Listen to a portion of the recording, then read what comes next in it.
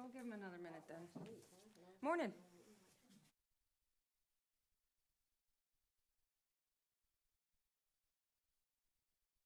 It's supposed to rain this afternoon too. It's supposed to unload on us.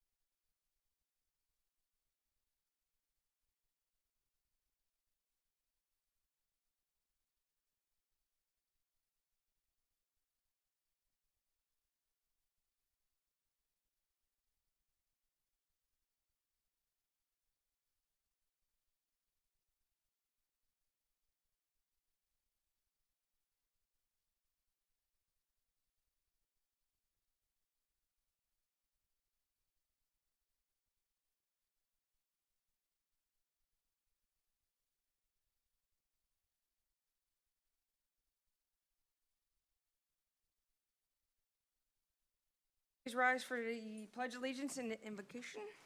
I pledge allegiance to the flag of the United States of America and to the republic for which it stands, one nation, under God, indivisible, with liberty and justice for all. Before that, I'd like to, we do the invocation. I'd just like to take a moment of silence for that awful tragedy and senseless act that happened in Virginia Beach. So if you bow your heads, I'd just like to take a moment of silence for them in hopes that they find strength and healing, both for those who were lost and those who are trying to make sense of this.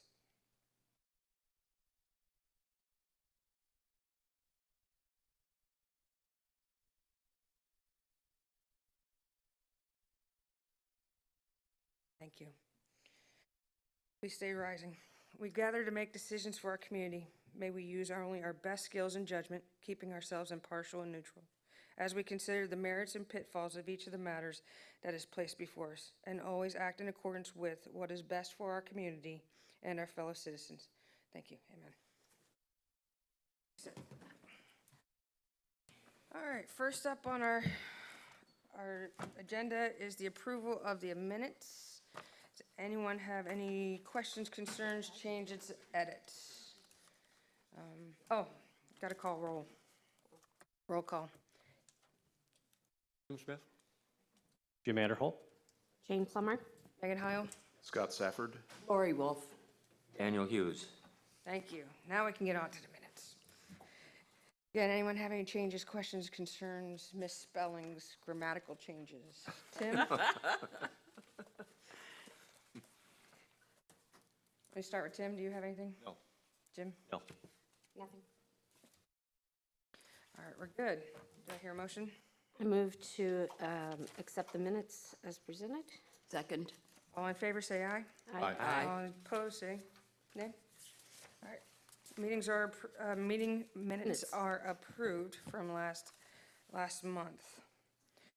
First up on our public hearing, let's have a swearing in of anybody who's going to be testifying or speaking on behalf of any of the amendments, changes that we have here on our agenda today. Please rise. Any members of the public or staff that are going to testify, please stand and be sworn. I swear to tell the truth, whole truth, nothing but the truth. Witnesses have been sworn. Thank you. All right, first up on our agenda is the amendment for elevated pools. Changes to section 34-1176. Good morning, Sarah Probst. This is the section of code that we had discussed previously at the joint meeting. I'd offered some language up and everybody seemed generally in favor of it. So the document that you have in your packet is the strike-through underline showing what the proposed change would look like in the code. Anyone have any questions of them? I do have a couple.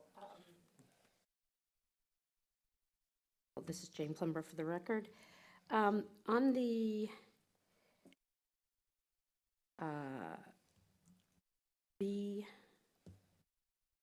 on C2, what happens with this, if somebody chooses to just do a fence around and then later wants to put a screen enclosure, then they have to come back for a variance? One of the, so you're talking about the open mesh screen enclosures section that's existing? Okay, so if they were to construct something that did not meet the setbacks, and then well, if they were asking to construct something that didn't meet the setbacks, then they would be required to come in and get a variance. But you, on two, the enclosure with any two or more side enclosures that are opaque, do we have those that are solid?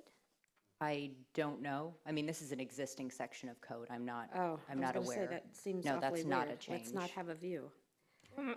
Okay. I was just curious about that one. The other one is the above-ground pool, the height of the fence. It says, well, my question would be a minimum of 4 foot above grade level. And then they're only required to have a 4-foot fence around that? It wouldn't change the fence height requirement. So it seems like that they could, But this isn't changing any of that. We're Oh. discussing Yeah, whether or the not we're only going thing to I know, that's- I'm just, Yeah. I thought maybe if we were correcting, we should put something Well, in. we probably wouldn't change that because that's state building code requirement. Okay, and so on above-ground pools, just for a question, just because it was asked this week at another situation, they have to meet the 5-foot setback from everything? If they're at grade or less than 4 feet in height, they have to meet whatever setback is required at that point. So in some places it's 7.5, in some places it's 5. If it were to be above 4 feet in height, then it would be required to meet the primary structure setbacks. If the sidewall is 4 feet above grade, then yes. Yes. The sidewall of the pool is Yeah. 4 feet? Well, you're talking above ground pool. I know, It's gonna have a but sidewall. it has to be more than 4 feet, doesn't it, No. to have to meet the Well, setback? what it says is with a maximum of 4 feet stem wall exposure above grade, then it has to meet the typical setbacks.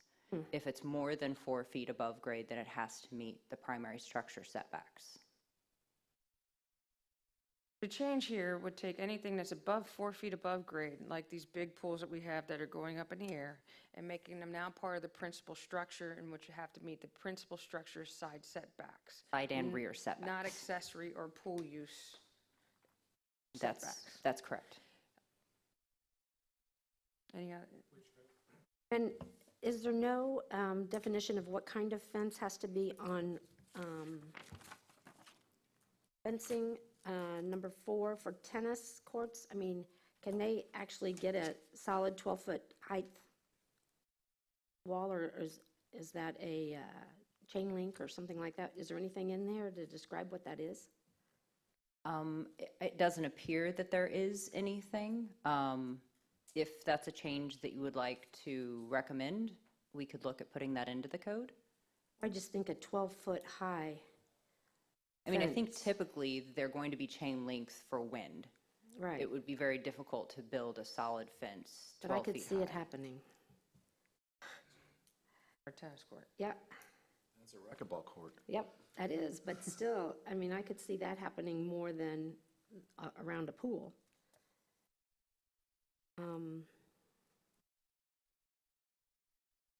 I'm just thinking of the neighbors and things like that with breeze and things like that, that does really change the value of airspace if it's a solid wall. Can that be put in as, that it can't be solid? If that is the will of the LPA, I can do that. How about this? Let's table that for a second. Let's discuss the changes at hand, and then we'll get back to your tennis court. One other question, under commercial uses, why is that even in there?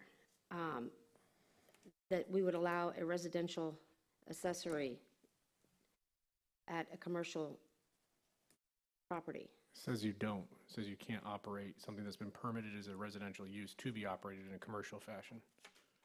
Well, it doesn't really say that. It says it can't be operated as a business. So Correct. Because then it becomes a commercial pool, which has completely different permitting requirements and health department requirements, as opposed to a residential use. And we don't allow commercial or business uses in the residential districts. I agree. primarily. I think it's written backwards. Okay, Well, a lot of sentences in here are. Yeah. yes. okay, just so, all right. I have a question, Madam Chairman. Dan Hughes, would you remind me, I'm not clear on the reference to the adopted or recommended best available date finished floor. How do you? So that would be Would you based- clarify that for me, please? That would be based on flood elevations. So the FEMA flood maps, or in some instances, there's a DEP 100-year storm height.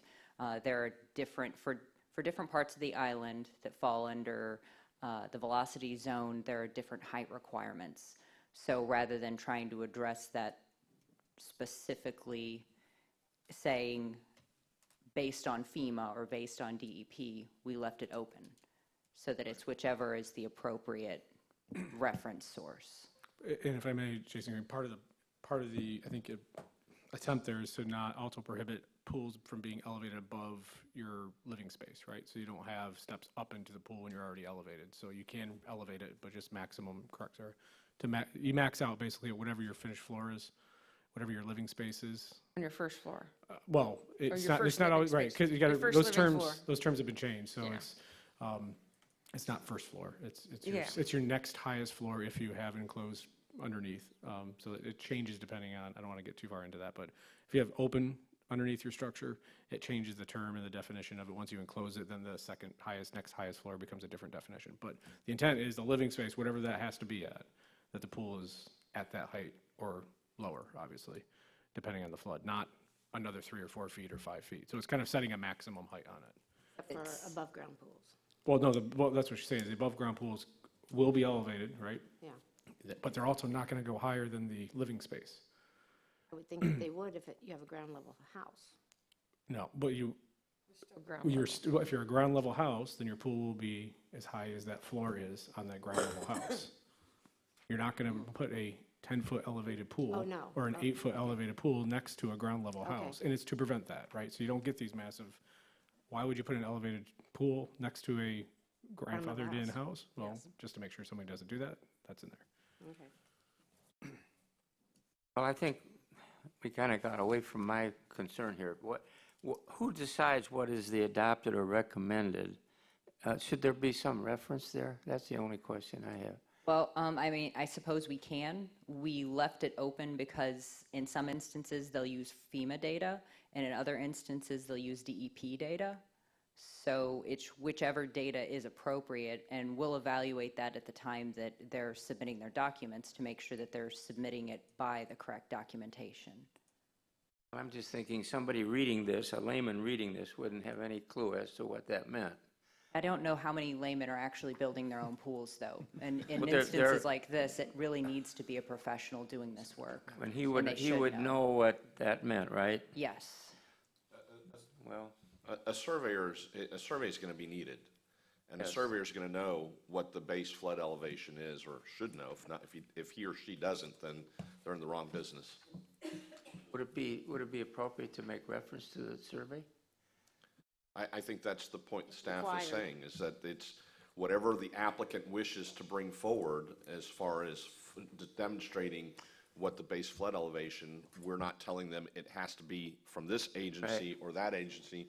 It's any of the agencies that have made that determination will allow you to submit it. So it's the surveyor would choose which of the 2 or 3 available reference tools are available, and select one or the other. Well, one option would be to include flood after finished floor. And the third line of the added language, so it'd be finished floor flood elevation. So that would give them that additional reference. I mean, that still gives them the option to use whichever information is most appropriate for their case, but it directly references that we're talking about flood data. Well, I think that's a good suggestion. I would be in favor of that. Okay. You were just saying that the words you would add would be finished floor, flood elevation? Yes, between floor and elevation, we'd add the word flood.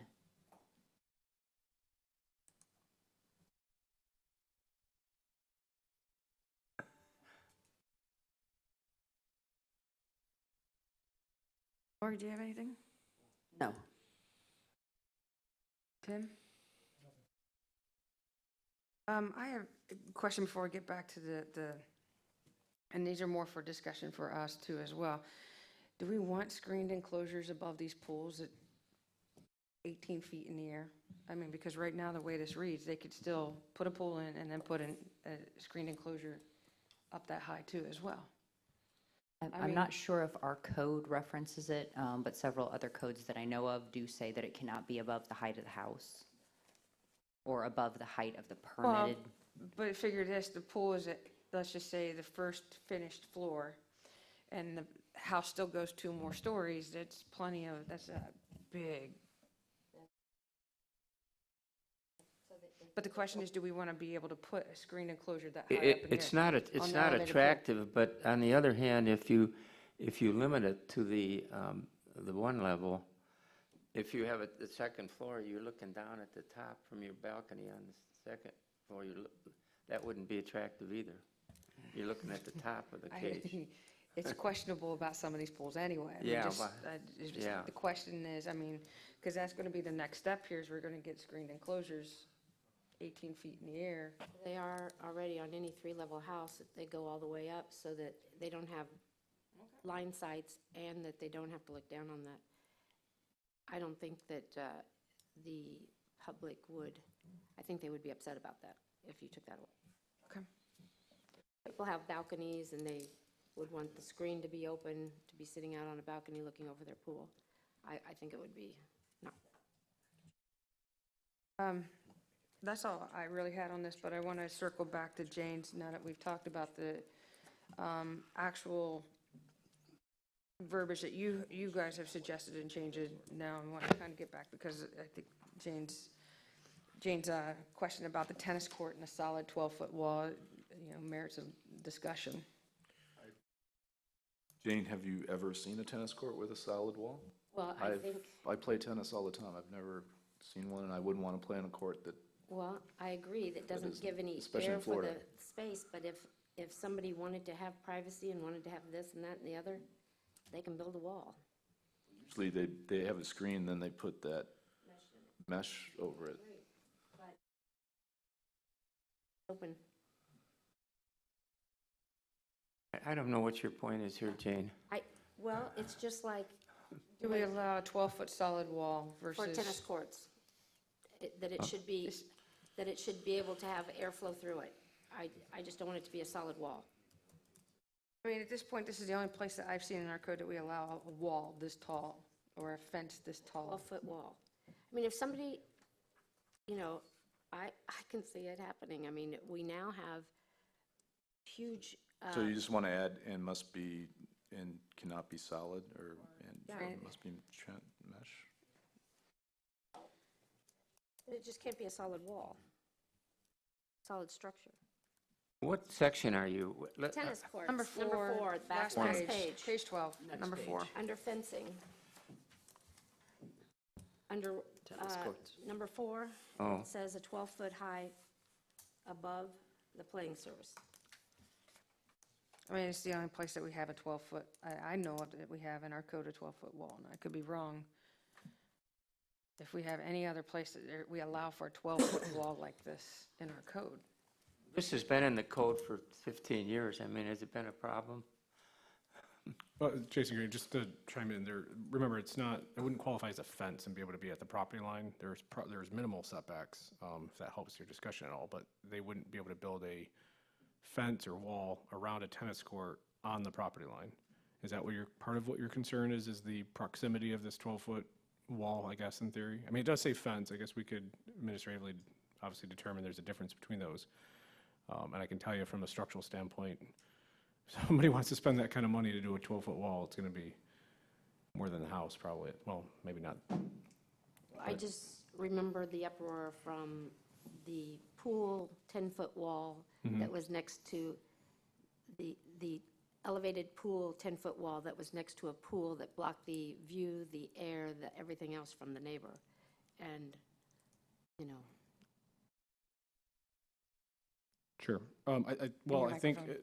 I think you can clear up the fencing terminology. I think that we have enough examples in our code of fences versus walls pictures okay. in that section. Yeah, that there is there's a difference. I was going to say, there's a whole section on fences and what can be permitted. Right, And, so- and what can be, and solid fences aren't permitted in general above, you know, and there's provisions on that, if I understand Sure, it. sure. Yeah. So I get, so you could, in theory, you could, since it's not technically a fence at the property line, right? So they want it, because that's how they go, more than 12 feet, it's got to be set in some amount.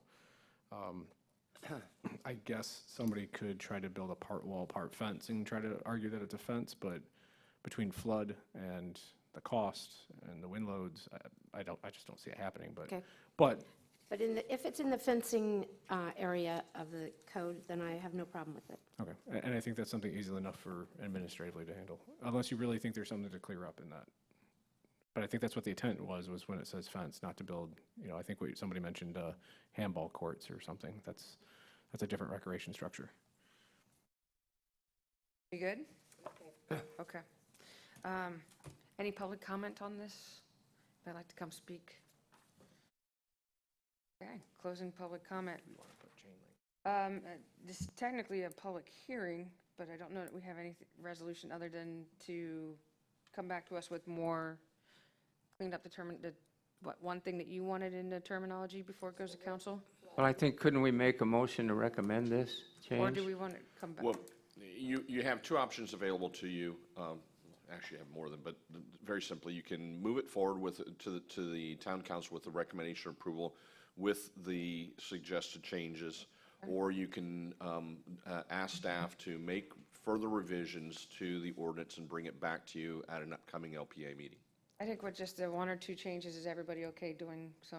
I Yeah. mean, they were just one or two wording changes. And if I may ask, just when you do the motion word. to include, allow us some leeway to adjust a word or two, because I want to talk to the attorney about that base flood thing, but the intent is to, I think, show that the flood elevation, adjust that wording in there. So we'll make that change, but if Okay. I have to change a word, I hope you're okay with that. Okay. An additional word or two, if that has to be. We're not going to make a motion now? We are going to make a motion. We It's are? not, it's not very significant changes. Well, I'll make that motion. I move that we recommend the amendments to Section 34-1176 of the Land Development Code containing the recommendations as set forth in our package as proposed by the staff, and the addition of the word flood after the word floor in 1B. And then, is there anything else? He's asking for it to be flood or better prepared wording, just so that they could change that if they needed to have. You want to word that? The flood or as, Doesn't To- flood to- cover it? To incorporate base flood elevation. Base- right, thank you. Incorporate, yes, that's what I was just going to say. I'll second that. All in favor, say aye. Aye. All opposed? Motion passes 7-0. Make sure everyone's here today. All right, next on our public hearings is the Mound House rezoning, amendment to the Mound House CPD to change the schedule of uses. Anyone have any ex parte communication in this? That was no for everyone? Okay. Next up, town? Good morning, Jason Green, Community Development. The proposal before you, DCI 2019-0040, is a request to amend the commercial plan development, including modifying the schedule of uses and conditions related to the Mound House, which is 451 Connecticut Street. The future land use category is recreation, and the zoning is, as I said, CPD, which was approved by Resolution 0513. The current uses are essentially cultural and recreational facilities, publicly owned and operated.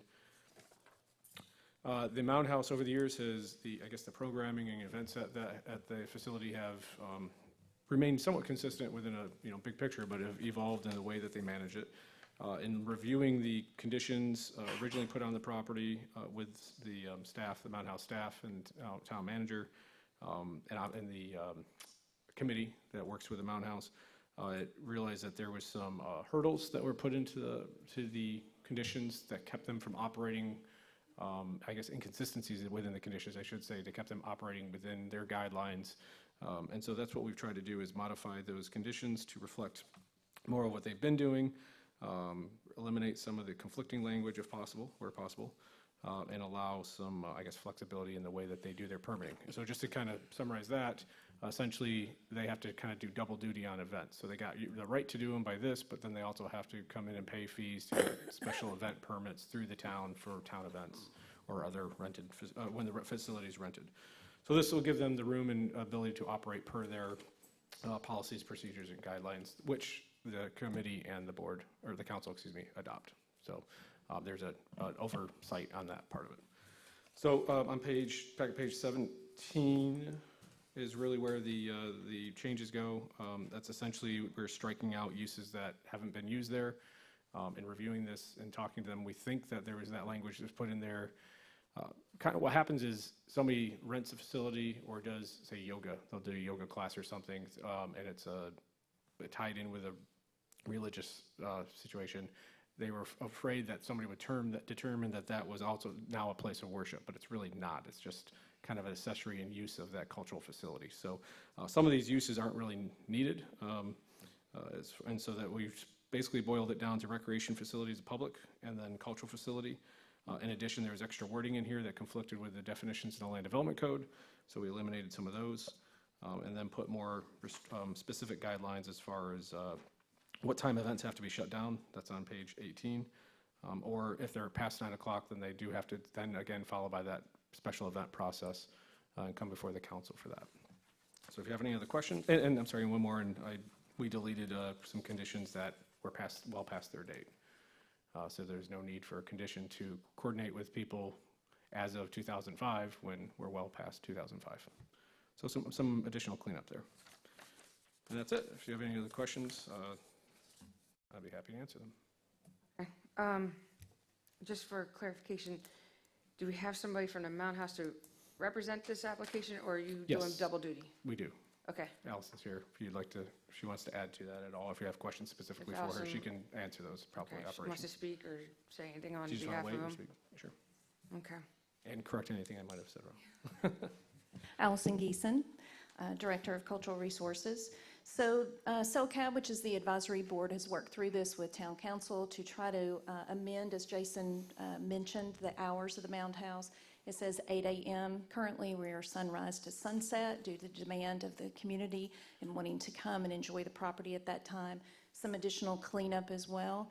And the special event process is still in place, as Jason said, but right now I'm limited to events to be after 9 o'clock. I am not allowed to do that. Some of the cleanup happens after 9 o'clock. Our movie on the Mound goes from sunset until a little bit before 10. So we are having demand for the property for sponsored events that we work in conjunction with organizations here on the beach to be able to provide our service to our community. So a lot of this is geared towards that, since this was done in '05, before the Mound House was actually open and functioning as a museum, and that's since been 2014. So while I've been there, I've been monitoring the usage, and CELCAB, the advisory board as well, wanted to come forth to see if we could get some of these changes made. The special event process is still in place for us. Many of the neighbors have asked about the noise ordinance. That's still in place, that nothing of that changes. We are asking for sponsored events, though, such as the movie on the Mound and things like that, get some of the usage that is after 9, because that is a community event that we've done a couple of years, and we'd like to continue that. Do you have any specific questions about? Yes, Jane. Just, a question that, since you've been doing these events and special events, have we had any complaints from the neighbors about, noise or trash, or I'm sure cars is a problem, but Well, events that we have, there are some neighbors here, so I will direct you to those. So one lives right across the canal, Cindy Richardson. So, and I always check to see if there are complaints. I don't know of any personally. The town manager would also be able to speak from that. Always very close with my neighbors to make sure that we are good neighbors with our community because we are at the end of a residential street. But with the strategic plan, many of those items in there came from that strategic plan that is now adopted. So I'm trying to further the mission as a museum to help reach the community needs of our property, so. One question. So is it fair just to, in general, to characterize this as codifying the existing uses of the Mound House? You're not doing this to expand any new use. This is to codify what you're already doing. Correct. Okay, thank you. Correct. And, alcohol has not been allowed on the property. As a National Register site, we would love to be able to fundraise, to be able to have sponsored events that are invitations, so that is in here as well. This stated that we can only have beer and wine, so that is something that I am looking to do.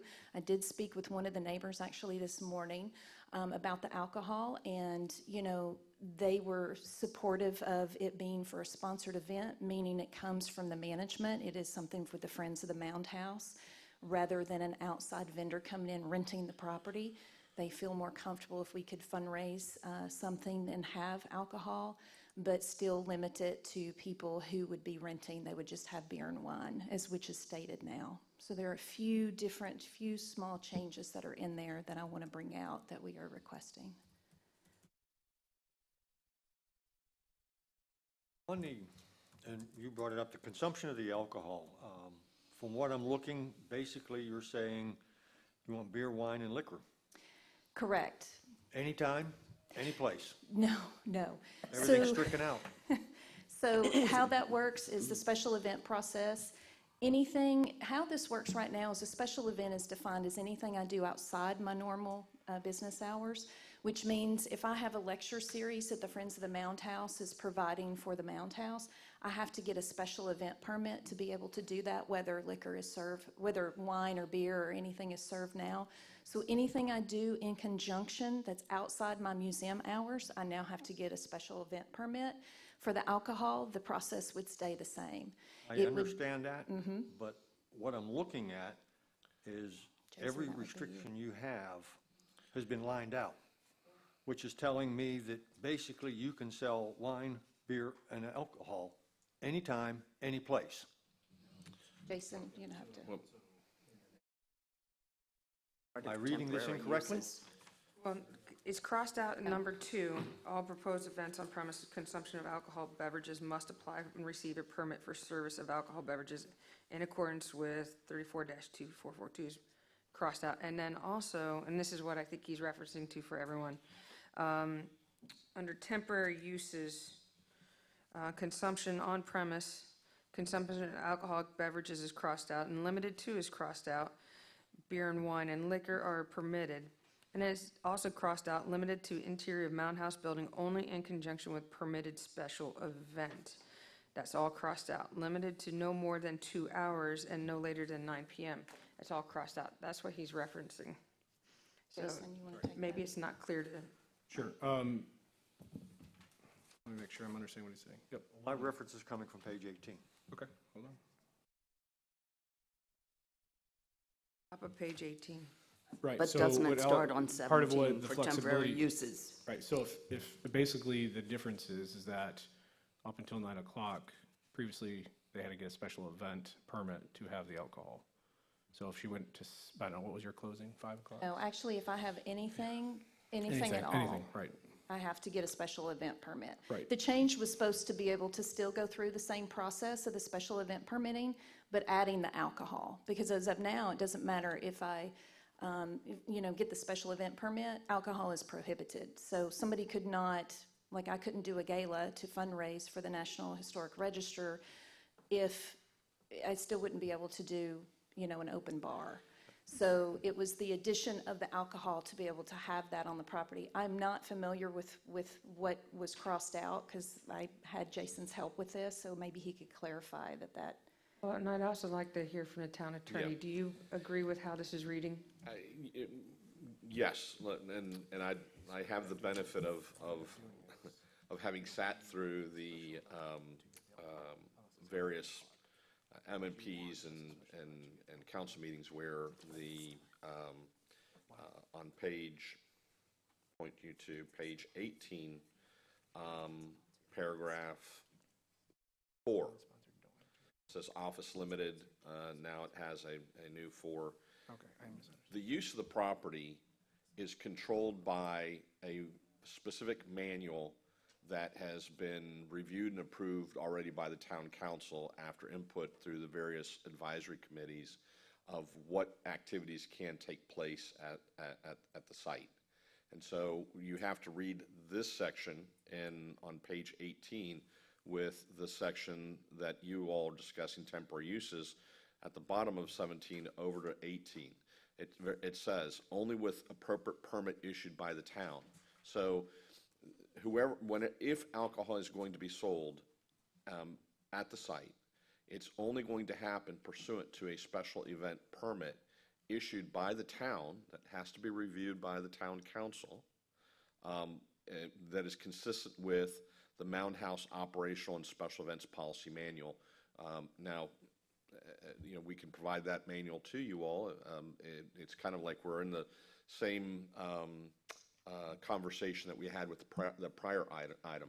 Do you feel comfortable enough with our explanation to move it forward with the recommendation of approval, or do you want to see that document, which is essentially, to your question, is the limitation on, because the special event permit is going to limit, or place limitations on when and how the event takes place, and whether or not beer or wine can be sold or consumed. Consumed. Well, I'm comfortable with that. These are just categories. There are other, you can in each of these headings, there's other provisions of the Land Development Code that control what are permitted within those marine limited or whatever. And I was involved in the original, on the CELCAB when they original, and so I think I was the only one in favor of alcoholic beverages, and I got a lot of heat about that. Yeah, if I may, the language that is stricken out at the bottom of page 17 to over to page 18 has actually been inserted in other parts of the ordinance.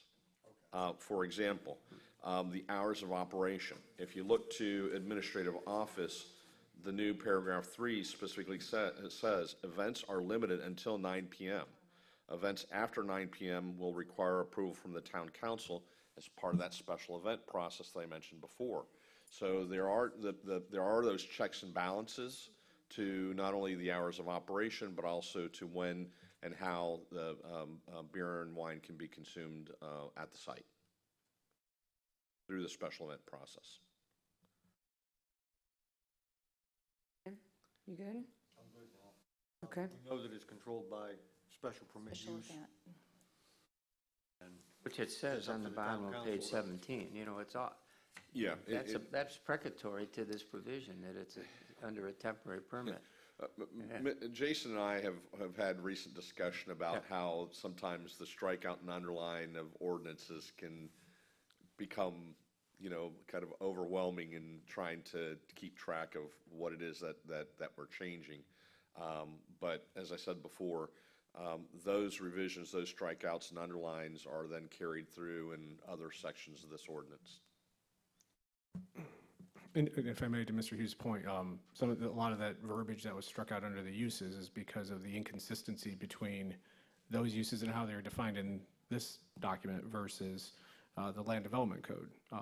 And so basically trying to create or eliminate some of those inconsistencies and why they were there, and they're very limiting for, I think, unintended reasons. But anyway, to try to create some consistencies with the Land Development Code, so whatever that definition is that's in here, that term, the definition in the Land Development Code would apply. Yeah, for the attorney. Yes, ma'am. I serve on CELCAB as well. Is there a conflict? No, there's not. I mean, both boards are advisory in nature, so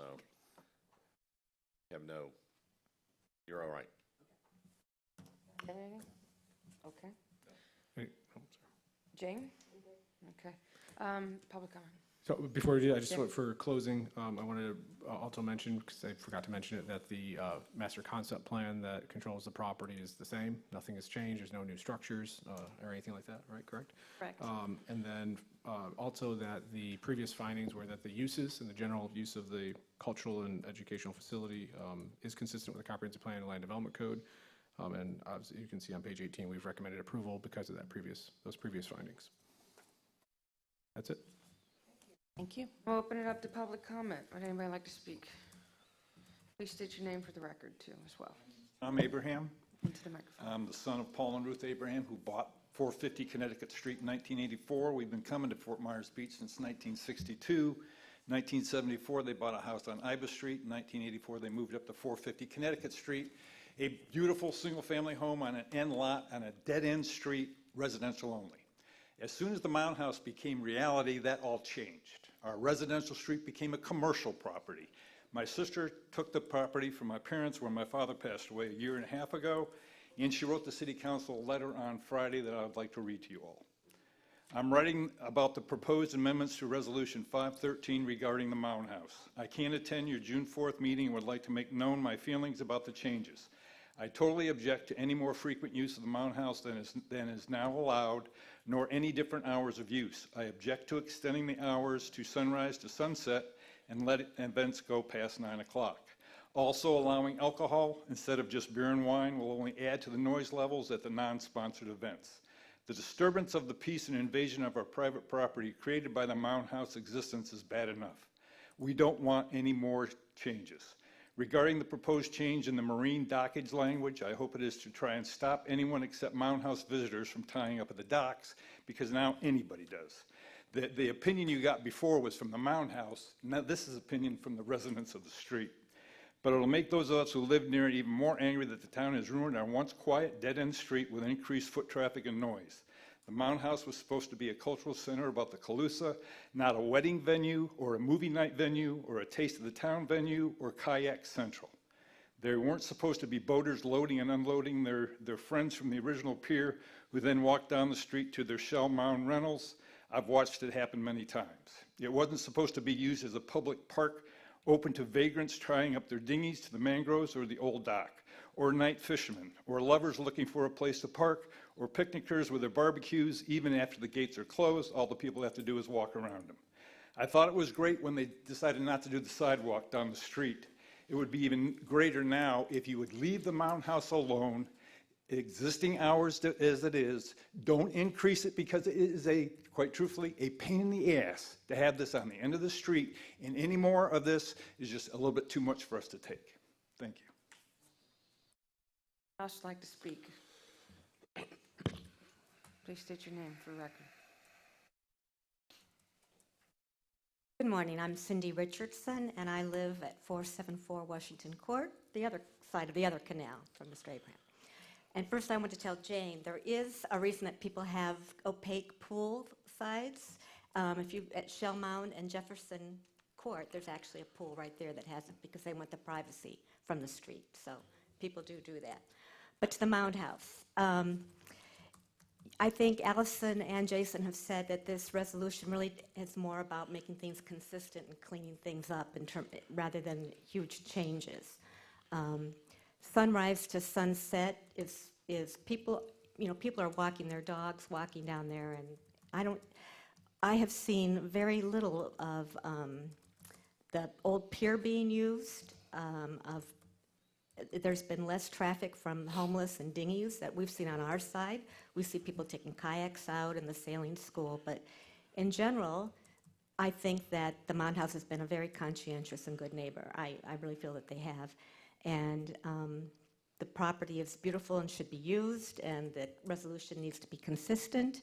And the noise level, we have not, and we are right there by the water too, and we are not bothered by the noise level, even sitting out on our lanai.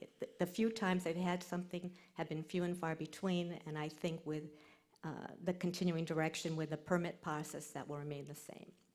Thank you for your time. I'd like to speak. Do you know of any noise complaints such of that sort that's been levied against the Mound House? Jason The Green? town. I do not have any, I don't have any records of that, sorry. Okay. Else have any questions? We'll close public comment. Go ahead. Open public. I did sell the house right next door to the back side of the Mound House, and their whole outside back pool and entertainment area is open to the Mound House. They do have some trees and things that give them some privacy and stuff, but, oh, sorry. I asked them if they had any problems with noise or any issues, and if they got the announcement in the paper, or that was mailed to them, and they said they did receive it, and they don't have any problems or any noise problems. But I'm wondering if, as we, Just asked them? yes, Is that allowed? Mike and Kate, Carla Clary, I'm sorry, you spoke to, Mike and Carla Clary that live on the backside. well, That need to be part of ex parte? Technically speaking, this is a site-specific rezoning, so yes, it should be disclosed. So before you vote, I would ask that you disclose any ex parte communications that you had pertaining to this item. And you certainly can consider it as long as it's not the defining factor in saying yes or no, at least in your opinion, moving this forward to the town council for potential adoption or rejection, as the case may be. So that's the standard for the ex parte communications, that it can't be the determining factor. And Oh, certainly. And it has no effect. I just But wanted to make I sure was it was actually going disclosed to suggest that with the bars and everything else, we do put a end time on the serving of alcohol, and I don't have a problem with doing that to protect the neighbors. That certainly can be something that you all can recommend to the town council to consider. I think that as the ordinance is currently drafted, there is a start time and an end time of sunrise to theoretically the latest 9 p.m. unless it gets town council approval for later. And then generally, that is when, if at all, the town council would impose additional conditions on whatever that activity may be. No music, no alcohol, things past that a certain time. And that certainly is something that if this body wants to make that recommendation moving forward, that the town council consider that in reviewing special event permits for the site, then certainly staff can pass that on during its presentation and its staff report to the town council. Clarification of, if they wanted to throw a wedding in the middle of the day, would they need a permit or not need a permit to throw an event like that? And have alcohol, yes. Yes. Yes. So no matter what, it's going to be a permit by permit basis that will be reviewed by town council on the special permit side of life. So we're not opening this up, if I'm correct. That is correct. All right. Well, but we did have an end time, An operational end time of sunset. no, on alcohol in here before, consumption no later than 9 p.m. I don't have a problem with leaving that in there. No, No, it's not. it's not. For I'm the sorry, so you consumption want of to- alcohol, that last serving can be at 9 p.m., period. But It doesn't mean the event has to shut if they have a special permit extending past the 11. whatever hours, but I think at 9 o'clock it will, once booze isn't served, they'll go home.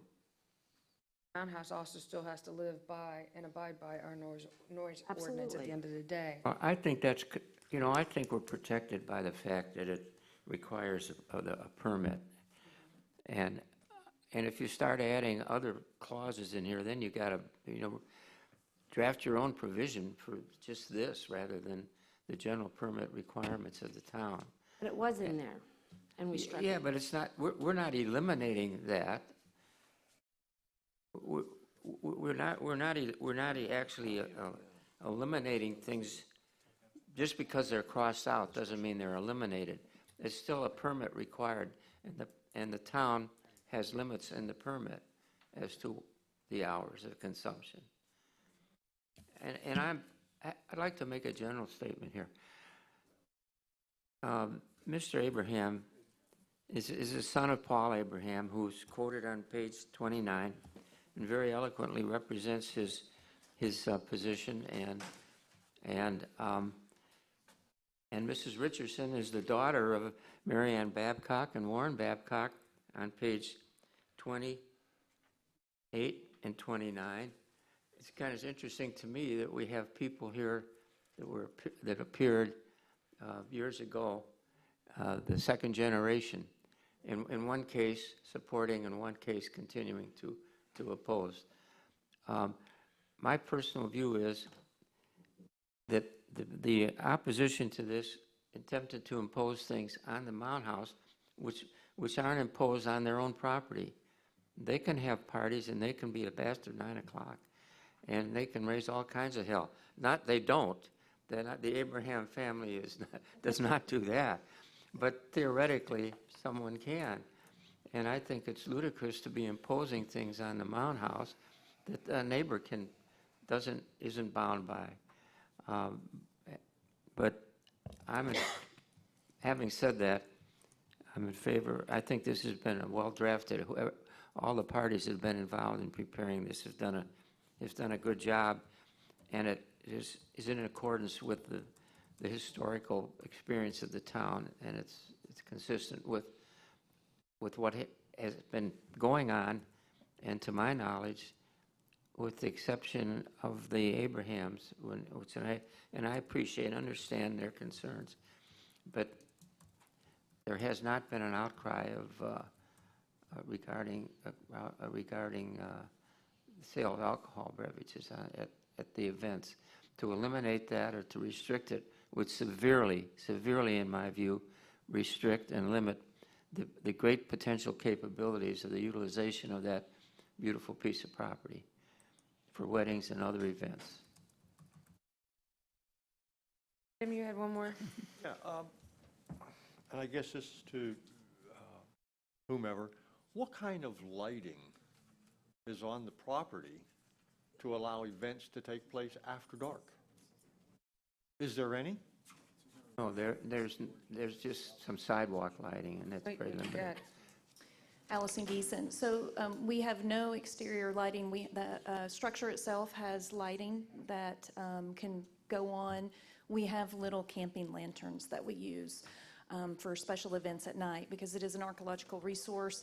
Putting anything underground is an issue, so we use things that we just put into place for people to be able to get off the property. Also, if there's an event, they have, sometimes they get a tent with the string lighting on the back, but we have no large exterior, light post or anything inside the property. It's all outside a structure, either the main house or the garage has a little exterior light. And the kayak shed has lights, and the dock has turtle safe lighting, the observation pier, but we don't leave those on at night. Thank you. You're welcome. So really, it comes down to the idea that unless there's a special permit to allow something to take place after dark, everything is going to be done by sunset.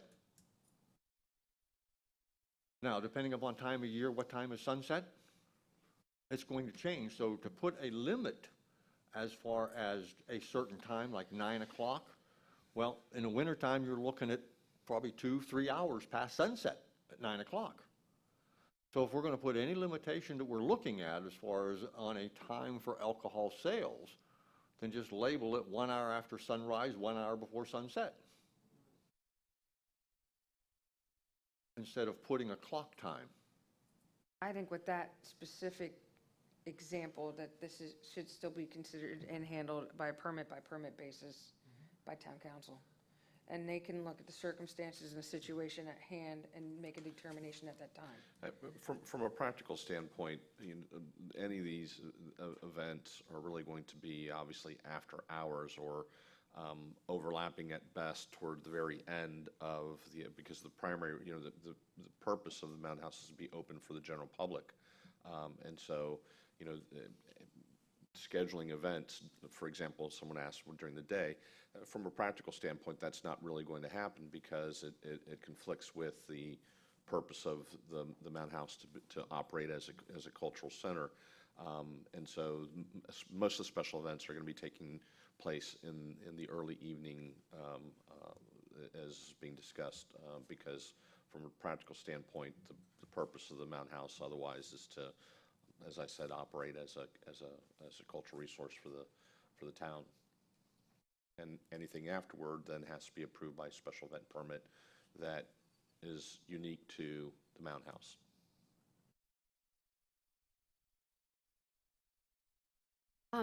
It's really not addressed on this, but I think one of the issues for the Abrahams and for the Clarys and probably for the whole neighborhood down Connecticut is visibility of signage for where the overflow parking is, so people aren't just parking in front of people's houses and on their lawns and, in their driveways or turning around in their driveways.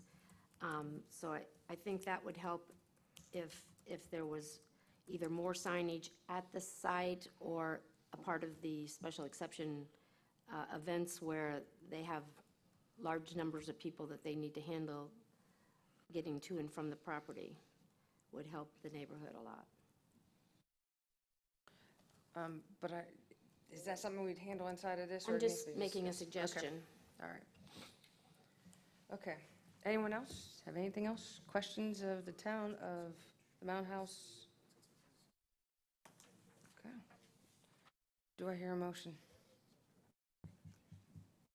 to move this to council? Well, I would, let's see, what are the, Proposed tax changes and amendments to the Mountain House CPT. all right, I will move that we recommend approval of the amendment to the Commercial Planning Development Number DCI, or DC 120-19-0040, amendment to the CPD to change the schedule of uses for the Mound House as set forth on pages 16 through 18 of the packet. I hear a second. Second. That you find the application and the proposed amendment consistent with the comprehensive plan and land development regulations of the town of Fort Myers Beach. Yeah, I was going to What say you said. that, too. What you said. Can we just have that in a blurb that we have to add to the end of everything? I'm working on that. Thank I you. am. Do I hear a second? Yes, second. All in favor, say aye. Aye. All opposed, say nay. Passes 7-0. So this will have to be heard twice by the town council, because it will be adopted as an ordinance. And so our schedule right now is August 5th, but that has not officially been set yet, but that's the goal, since they're off in July. Will the pool But there will will the be- pool be on the 5th too? Right now, we're planning on the 5th. Again, it all depends on council schedule, and there's probably going to be a lot of stuff on the 5th, but we're hoping for the 5th. Worst case, the second meeting of August.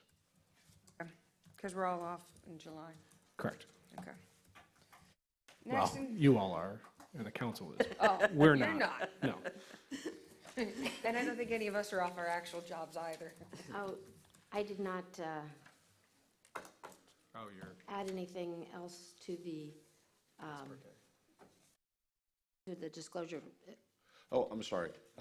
If we could go back and briefly reopen the previous item for anyone to disclose any other additional ex parte communications you may have had than those already Do I need- disclosed? So when that happens, I call for a second ex parte? Is that what you're saying? Okay.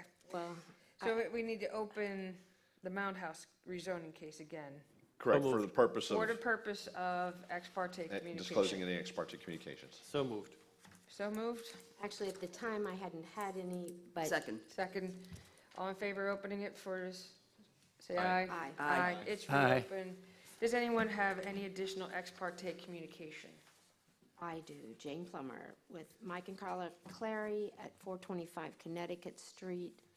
And I need to disclose that I did sell them the home, but it does not affect the way I voted on it. Any others?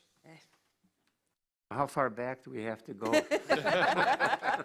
You, no, no. We could be here all afternoon listening to it. Only as it relates to this item on the agenda. I have Okay. not discussed specifically this item on the agenda with anyone. Okay. Do we Close it? just That's- close it? Then now close. Okay, and I'm now closing again the Mound House rezoning. And moving on to the next public hearing. All right. Do I have to have a motion for that? No, we'll just, Okay. All right, so next on the public hearing is the Land Development Code text amendment for short-term rental to strike through and add text outline in the staff report. Anyone have any ex parte communication on this? this is legislative in nature, so there are no ex parte Jason? disclosures. Hey, good morning. Didn't think so. Hold on. Before you, you have an amendment to Land Development Code to 32A, Division 32A, the Land Development Code related to short-term rental. Primarily, the strike-through, and I think there's maybe one addition, a couple of minor additions were related to the removal of the term "single-family." And I've had this question, not single-family related to zoning, but single-family as in who can use the property and what the rental, restrictions are limited to is a single family. If you recall, that was a discussion previous. So what this has done is gone through that short-term zoning requirements and land development code requirements and removed that terminology. There's a couple other modifications, such as adding or designee. And then I think the biggest change would be on packet page 51. Again, striking out the reference to definition of family or use of that term single family, and moving it to occupancy load per the Fort Myers Beach Fire Control District. And then to follow up with that again, packet page 52, the table, the zoning table, use table, excuse me, had that term in there also, so it removes those terminology. And that is what's proposed, is to remove that, and there are no other changes proposed to the short-term rental. It is not a reopening of the other things that were adopted last year. That's a different ordinance. So this is just specifically to the Land Development Code. This is for clarification of the definition of a family, or to strike through the Eliminates the use of the term family or single family as part of restrictions, zoning restrictions.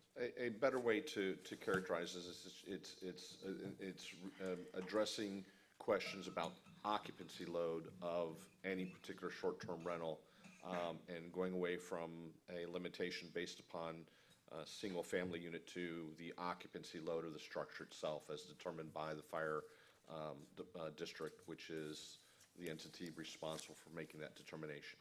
We determined in another meeting, though, a long time ago, those loads were incredibly Right. high. Ridiculous. And in fact, the rental Then you companies ask that they not use that because, like in some of these huge mega houses, it could be 27 people. I think that the rental companies ask that it be number of, I think it was something like heads per bed, and, then an additional sleeper sofa, whatever. Because otherwise, they have no way of controlling. That takes all the control out of their hands, how many people are at that location. I totally concur. You cannot rent, if you have a 3-bedroom house and the occupancy load is 15, the neighbors are going to lose their minds. Yes, It needs to it's be. not fair. It needs to be by beds and 2 extra for a couch.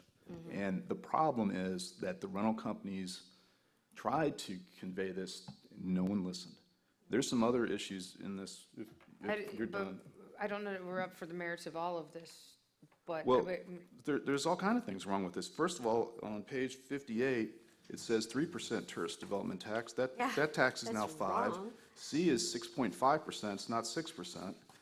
Signed rental contracts or income tax returns? Airbnb nowadays, you don't sign anything. I mean, notarized signatures in number 8?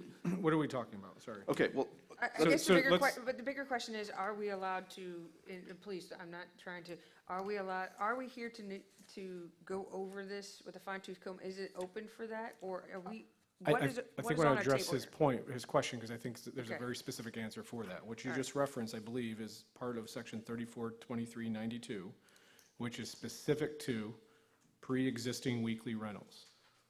That is the criteria that somebody that is in a zoning district that can no longer do weekly, they can only do monthly, but they've been doing weekly. So I don't want to confuse pre-existing criteria and requirements with all the other short-term rental, because that is very specific and different. They annually have to renew to maintain that I've got grandfathered use. no problem with that. Okay. But there are several things like, So just put from 1757, But the question I have to the 58, town that's is, what are that we is. open to doing that?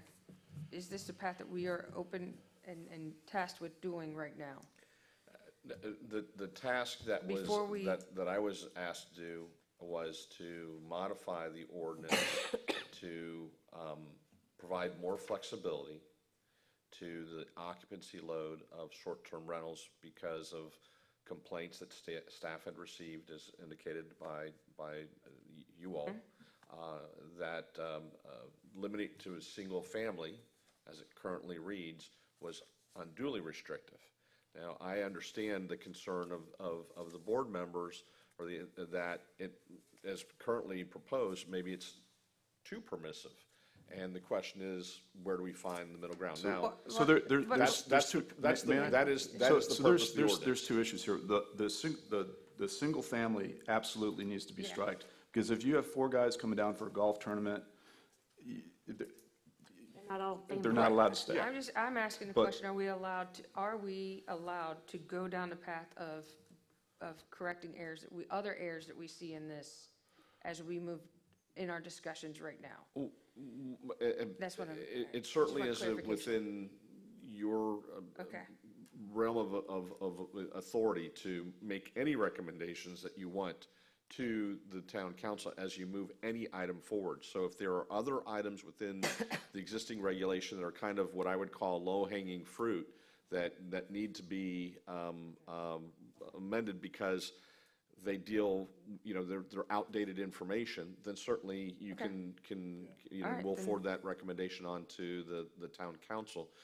If we start getting into more substantive issues, certainly it's your prerogative to do that, but I would suspect that the town council may then want to take the item to M&P to have a more discussion and potentially more input before the item moves forward, either coming back to you all and then going back to the town council for first and second reading. okay, so if I understand you correctly, we're looking at the single-family terminology here, and we can look at the low-hanging fruit, but the moment we start going into substances, the substantively changes in this thing, then because I know this is a real hot button, and that's why want to make sure we go down this path correctly. Then we are starting to look at substantive changes to this, then it may just be best to go to MMP. Or ultimately, the town council will decide if they want to revert back to MNP, but I think that the more changes you start recommending to be put in, then it's going to generate more conversation at the council level just by intuitively. But the task that was assigned to staff with respect to this ordinance coming out of the MMP was to look at the definition or insertion of the single-family limitation in the regulation. I'm going to ask the LPA, we first start with the single-family definition, and then we can go through the others. Is that Well, there's two issues. There's there's single the family occupancy- the and occupancy the piece? occupancy. Let's handle the task at hand, and then we'll discuss the other stuff too as well. Could we not make a motion to address this with the consideration for council to consider other things for them to look at? If it's simple for them, then they could make a decision at that time and not have it be a separate thing. But we could vote to accept or reject the motion of striking that word, plus have them consider looking at correcting the tax issue, this issue, and that issue. But I think we could amend the Fort Myers Beach Fire Control District and have them consider a different avenue, because I think that's not good for the town. Yeah, because that was discussed in another, I a mean, year ago, that was Rental outrageous companies there. brought it up. We don't Yeah. want it. So let's discuss right now, we're going to discuss the single-family piece and the occupancy piece, and then we can discuss the low-hanging fruit changes that you're seeing that are incorrect and inconsistent with it already. Yeah, I am all favor of striking the single-family verbiage. The maximum occupancy, I think every rental company on the island, and honestly, anybody that is next door to a rental unit, especially if it's a big house, man, you're opening up a can of worms here. I just cannot see 28 people staying in place. I got a full house behind me right now, and it's loud. And it's not that they're loud, it's just that there's a lot of people, and it just produces noise. Jason? I wish I had some suggestions? Some suggestions. One would be maximum occupancy of 2 per room, perhaps, with 2 for the living room. I wouldn't say 2 per room, because there's lots of Single homes that have rooms. two queen-size beds that Maybe could per be beds? parents and children. Sorry? Could it be per bed? I would say limited to the number of heads per bed that can occupy, plus sleeper sofas, but then I don't want 20 sleeper sofas in a unit. So we might say limited to number of heads per bed that normally occupy the size of bed, plus 4 sleeper sofas or something like that. That would, not be too restrictive, but yet not allow for wall-to-wall sleeper sofas. Tim? You have a suggestion? Well, I have a question and a suggestion. And my first question to Jason, do we have any idea what the fire department uses as criteria to make their determination for occupancy load? I don't. I assume square footage is a. Well, we're sitting here trying to reinvent the wheel. We don't know what the criteria is that we were originally asked to change to. I think that's right, and thus maybe we need to get the fire department back in here to explain it. But from our previous discussions on some other ordinances, a year or two ago, the number was outrageous per house. You have to excuse me, I wasn't here Yeah, I a year know. and a half That's what ago, I'm saying. so I didn't know. And There was previous discussion. Yeah. It is based upon things such as square footage, the classification of the structure, which for all intents and purposes is going to be residential, things of that nature. It's really, they follow the Florida Building Code, which has an occupancy load matrix, for lack of a better word. That's how they determine how many people can be in a movie theater, how many people can be in a restaurant, the max seating. There's issues that come into place, such as, again, not only how many people, how many bedrooms, but also how many bathrooms. So they have a method to their madness, to put it that way, and they follow again, a matrix that is established by the Florida Building Code. Madam Chair, just a suggestion. Could we fashion a motion that helps council to understand that we support the striking of the term single family, but also express our concerns about using the Fort Myers Beach Fire Control District definition, and then encourage staff to begin to look at other communities similarly situated to see what they do, is to get some suggestions on verbiage? We send it back to the town, back to the city and say, bring it back to us with some other verbiage on this particular piece before we send it to town council. Absolutely. I think that's I think probably. that's a good idea. You can remand it to staff for additional work, consistent with your questions, comments, and direction, and we can bring it back to you at a future date. There's no rush on this one that we're aware of. We know that it's been an issue, and we're obviously trying to address it. But for all the reasons that have already been mentioned, we want to be, deliberate and find a solution that works for everyone. I think there was, and correct me, for those who were on this committee back then, and, we need to figure out some way to get you guys in the loop on it. I want to say those numbers were, just knowing what my house was outrageous, that you wouldn't want to put that many people in the house. Because it's not an arbitrary number, but it is not taken into consideration, it's more of A column, B column, here you go, here's the number, not necessarily usage. So I'd like to see something different. I think a lot of us would like to see something different other than that, the fire district control number. Well, I think as the attorney mentioned, there's a lot of difference between what I would consider an occupancy rate of how many people can fit in a house, as opposed to an occupancy rate for sleeping. And I think and I agree that I think there's other places, whether it be state, local governments, or other towns that have addressed this problems that have been able to come up with a good solution based on the occupancy rate, ergo the sleeping rate of our rental property. I don't think we need to sit here until we get some more information from how a lot of this stuff is contemplated. Try this again.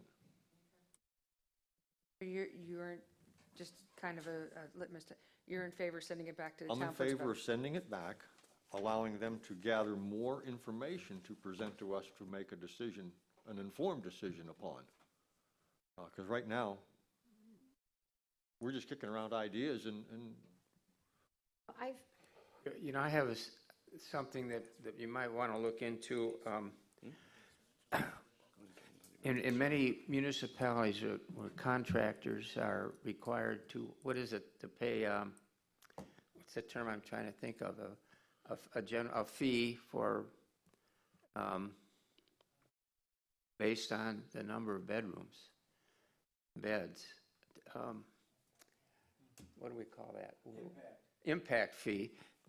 Do we have a definition somewhere under impact fees that, I know my son's involved in a litigation in Illinois that involves this very issue of what is, if you use beds or bedrooms, what is, that is being litigated because of a conversion of a bedroom into a den and that sort of thing.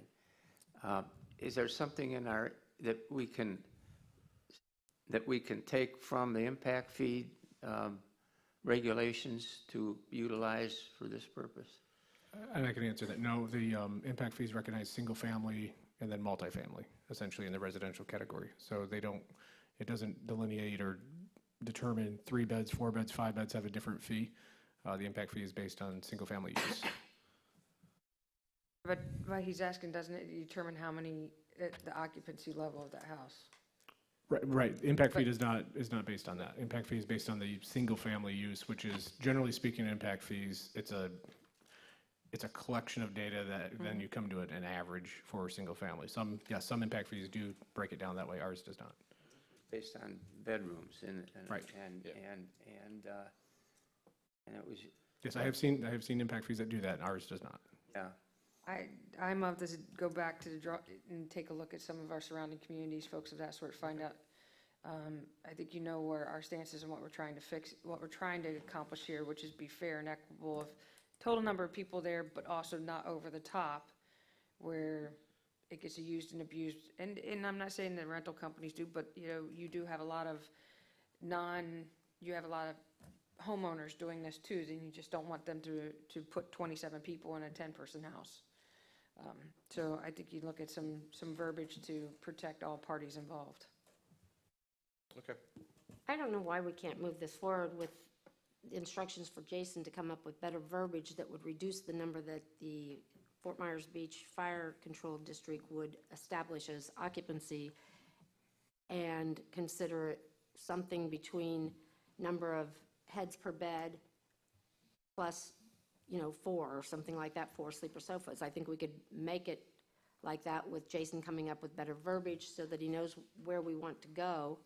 And I think we could still pass it forward to the council to, And my concern is I think you're going to find that there's multiple ways of calculating that number, and it probably need to be discussed too as well before going to council as well. well, I'm only considering that the town loves the rules as they are to be enforced, and every single rental today almost is illegal because of the definition of single family.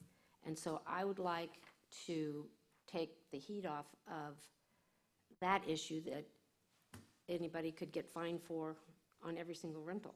How many fines were in front of the magistrate for the single-family definition? None. And only because they weren't reported. But if they were reported, it's astronomical. I mean, I think, I would say, would you say 7 out of 10 reservations are not only single-family? That's probably a good number. I mean, you get just couples with their 2 kids. That's probably 75%. Yeah, The rest is in the bachelorette wintertime, parties, best, you get two couples coming down 2 and they're not couples coming related. down. And what's the definition of family? I mean, you're opening up a whole can of worms with this thing. I mean, you could have boyfriend, girlfriend, 2 guys. I mean, what's the definition of family? Right. I mean, Well- that has to be striked out of here. Yeah, I that, agree, it's I got to agree. go. But go ahead, sir. Yeah, well, we've been, this question of what's the definition of family, been going on for 20 years, and I totally agree. We should give up on that, because what was a family when the Land Development Code was adopted 20 years ago is not considered a family today. So that's number one, get rid of that. Number two, as to the, I think we have a consensus on that, and I think we also have a consensus that the Fort Myers Beach Fire Control District criteria is probably excessive. So, and if we go to bedrooms or some sort of thing along that line, you'll have to have some provision as well in the application itself, that so that there's a record of what the limitation is on that particular residence. Because otherwise, it's to know a violation, you'd have to have a number, an inspection of the house on an individual basis to check out, so there has to be a certification or a verification initially when they're registered as in the short-term rental program as to whatever criteria we come up with to include that in the section dealing with what's included in the application itself. And if I may, there was a original draft, I think, of this back when this all started, of, I think it was 2 per bedroom plus 2 is what the formula was, something along those lines. So there was an original proposal of that kind of fell away over time when the discussion went to other things. That's pretty much what most rental companies do is 2 and then 2 more, maybe 4. Unless in conflict with fire district. I mean, there's that part of it too, that I don't imagine that's a scenario, but it could not exceed, whichever's lower, right? Yeah, I could handle something like that if we knew more of where we were going with this, other than just a kind of a go Jason, figure it out and send it to council. I would be better if we had sent him with better direction than that, and then it went to town council, and if we were to make a motion rather than sending it back to him and having him come back with something more. You know, I guess having something more specific of, let's just say two heads per bed or two per room, and I feel better about us voting this through and sending it off to town council than just saying, Jason, go figure out something and send it to town council, is what I'm saying. I agree. Jason and John.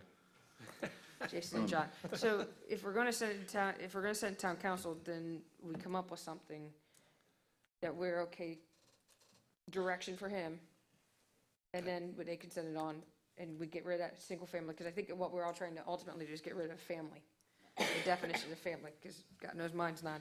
You A can normal move family. it forward with the recommendation of obviously striking out the single-family reference, and, you know, and with the recommendation that that the town council not go with the fire district standard, but develop another standard, and, you know, such as the one that you're discussing here, but, you know, ultimately for the town council and town staff to provide additional information to the town council for it to make the ultimate decision. But we understand, at least I understand, what you're struggling with here with this ordinance. I mean, I'm frankly comfortable with heads per bed plus 4 for sleeper sofas. And, you know, or anything less than the fire code. Not to exceed the fire code. Not to, My suggestion is to look at bedrooms, just as as we're discussing this. We can't monitor what types of furniture they have. I mean, it's going to be nearly impossible for us to do that. Whereas bedrooms are set, they're part of their taxes, it's part of their, building. If they make a new bedroom, they're in violation of building code, and we'll know about it because we have property appraiser records. Those types of things are a little bit easier to track, just for your reference. Again, because we want something that we can at least attempt to enforce. So heads per bed plus a number? Well, I'm suggesting not per bed, I'm Heads suggesting per per bedroom. room. Per bedroom. Right. And, you know, with a plus. beds. I'm a little concerned that we're just shooting from the hip on this definition. And Yeah. I wonder if we could maybe just delay this until August and have staff come back to us with what other communities have done successfully, suggestions. I agree. I concur. So you're okay, okay. Can we talk about some other issues? Mm-hmm. Okay. Now that we're hang on one second. We are, just some head nods here, or yes, we're okay with sending that portion back for better definition to town. Yes. Well, I think, and we should state that why we're doing it.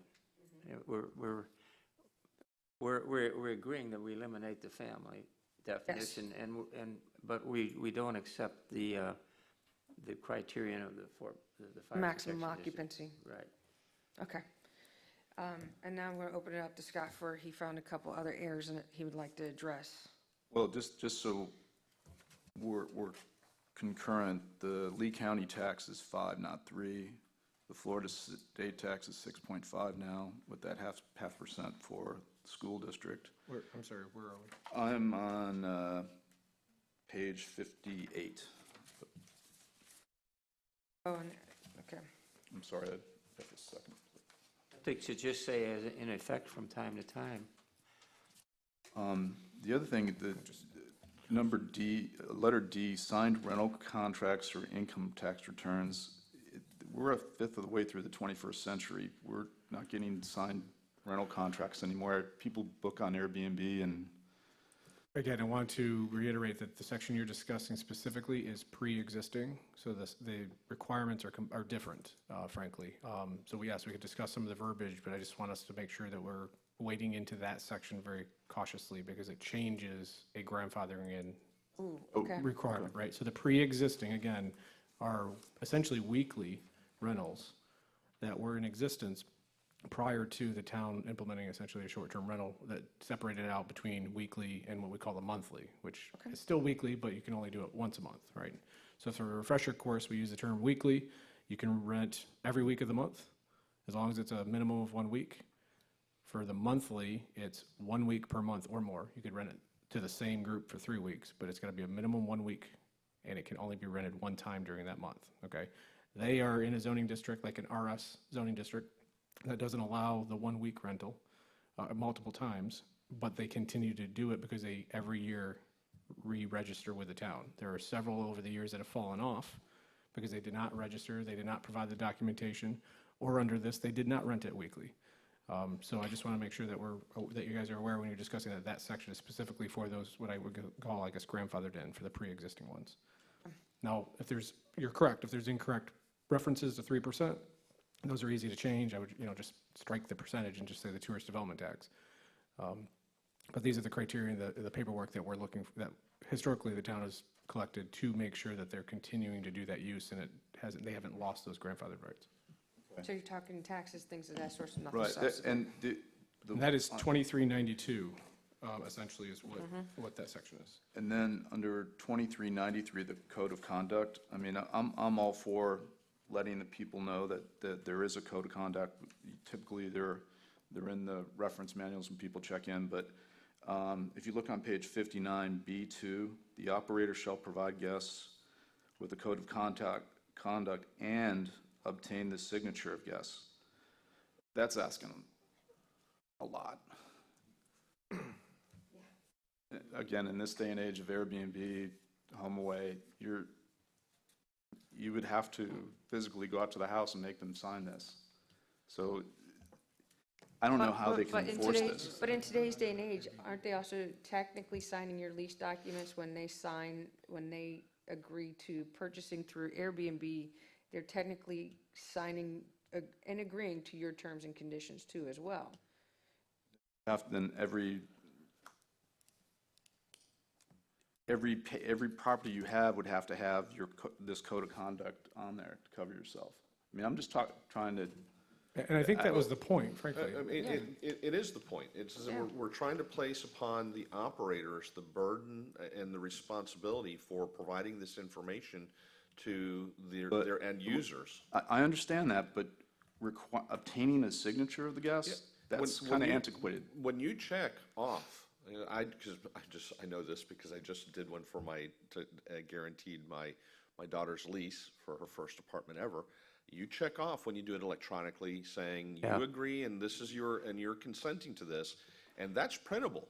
I mean, all these. While I understand the age of technology, at the end of the day, you as either the end user or as the landlord, there is a method to create a paper trail, even if it's initially done electronically. You can always print it out. That's always an option available to every one of these users. And frankly, I'm sitting here and telling you as an attorney, I always keep a copy of those, because if a dispute arises, that's the contract between me and whoever it is, the person that I might be renting from.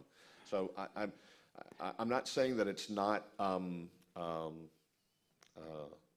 less prevalent in the industry, but I do think that there are ways to obtain these approvals, even if it is electronically. We do that at Smuggler's Cove. We have a code of conduct for that condominium, which of course isn't covered by this, but we have our own individual codes of conduct, and that's how we do it, as council has pointed out. Their registration includes electronically their acceptance of the code of conduct.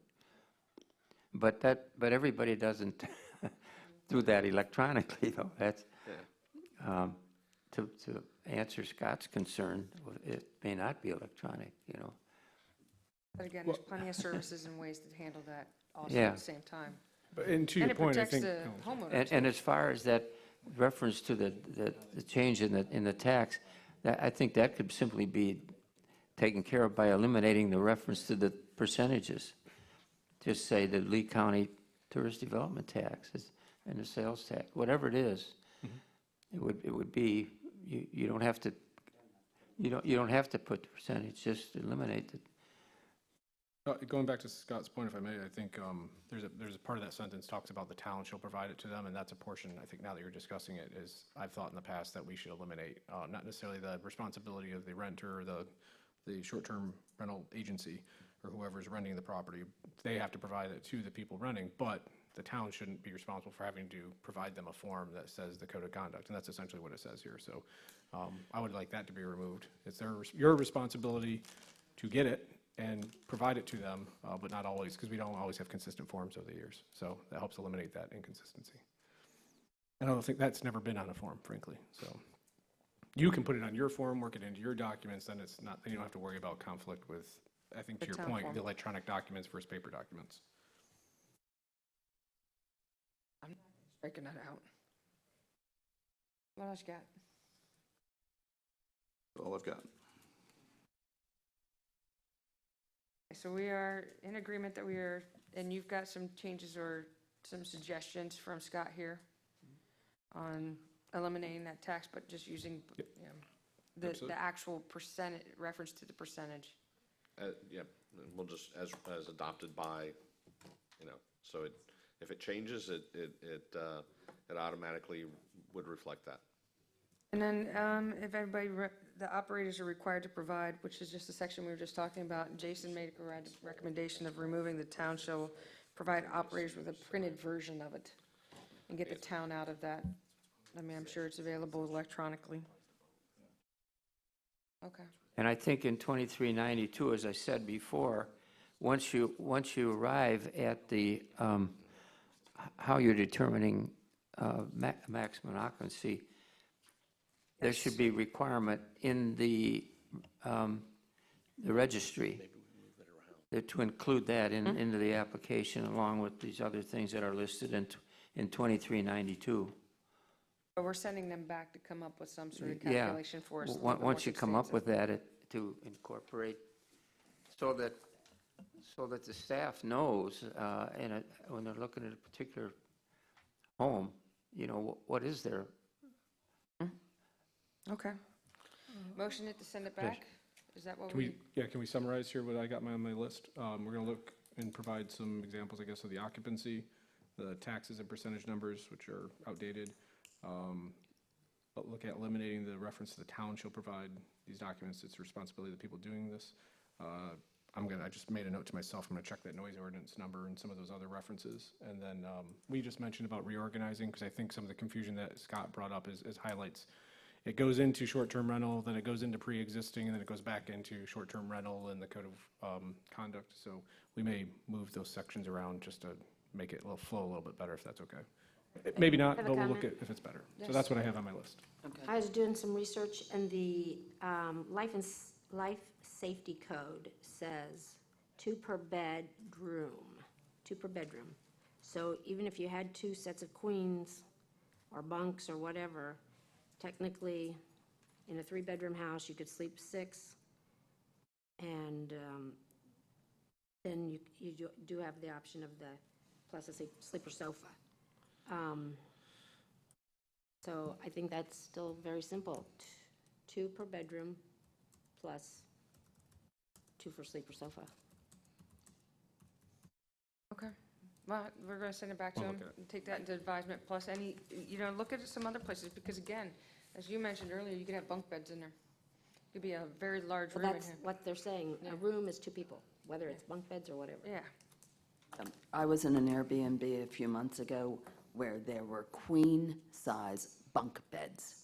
Yes, I see them in ski rentals all the time. Yeah. I'm in my condo. Queen-size bunk beds. Queen-size bunk beds. It's a little too cozy. And I had the But top these are- bunk. But these are, but even in get up that there. case, the ones that I've been in have been very large houses. So, I mean, if you look at a balance between the two of them, we weren't over-occupied either. So I think they have a little homework to do on this one, to come up with some calculation for that, so that, keeps town out of trouble, keeps everyone out of trouble on that number, and it's very easy to calculate. So there's no gray areas. All right. Do we motion it back to you? Yes, that would be the Okay. appropriate motion. I make a motion to send the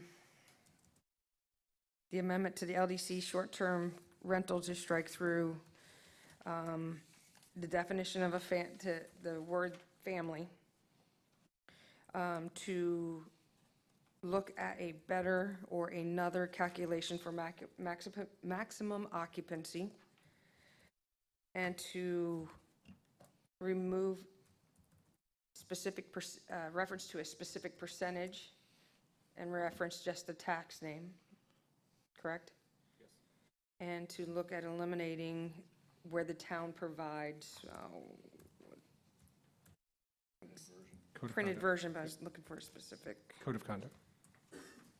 code, what number and paragraph on that one?